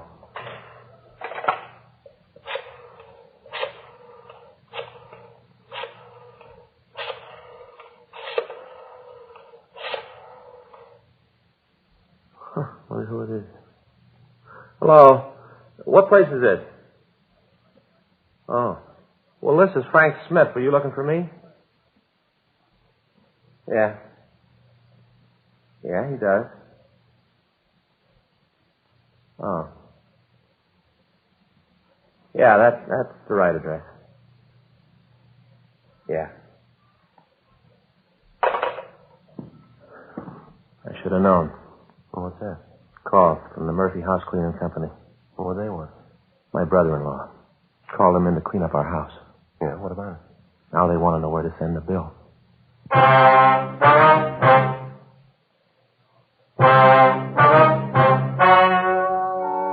The story you have just heard was true. The names were changed to protect the innocent. On February 19th, trial was held in federal court, City of Los Angeles, State of California. In a moment, the results of that trial. Now, here is our star, Jack Webb. Thank you, George Fenneman. Before a case goes to trial, the working detective has to get all the evidence. He interviews witnesses, takes statements, checks and rechecks. He tries to get all the facts. As a smoker, you too should be interested in facts. You should know Chesterfield is first to give you scientific data in support of smoking. Nose, throat, and accessory organs not adversely affected by smoking Chesterfield. The first such report ever published about any cigarette. Remember that. And next time, buy Chesterfield. Get 'em regular or king size. You'll find premium quality Chesterfield give you the best possible smoke.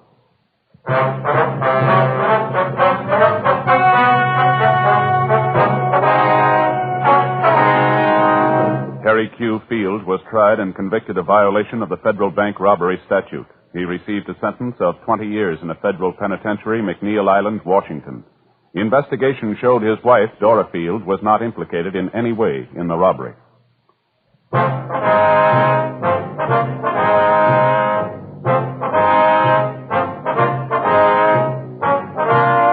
You have just heard Dragnet, a series of authentic cases from official files.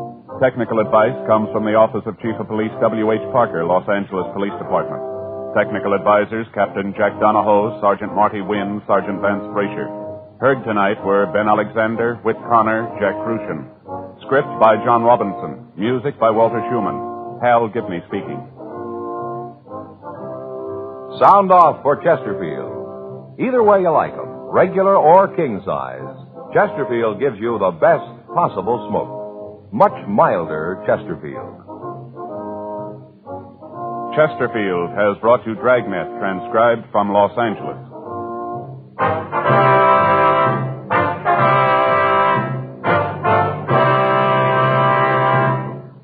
Tonight it's Barry Craig, confidential investigator on NBC.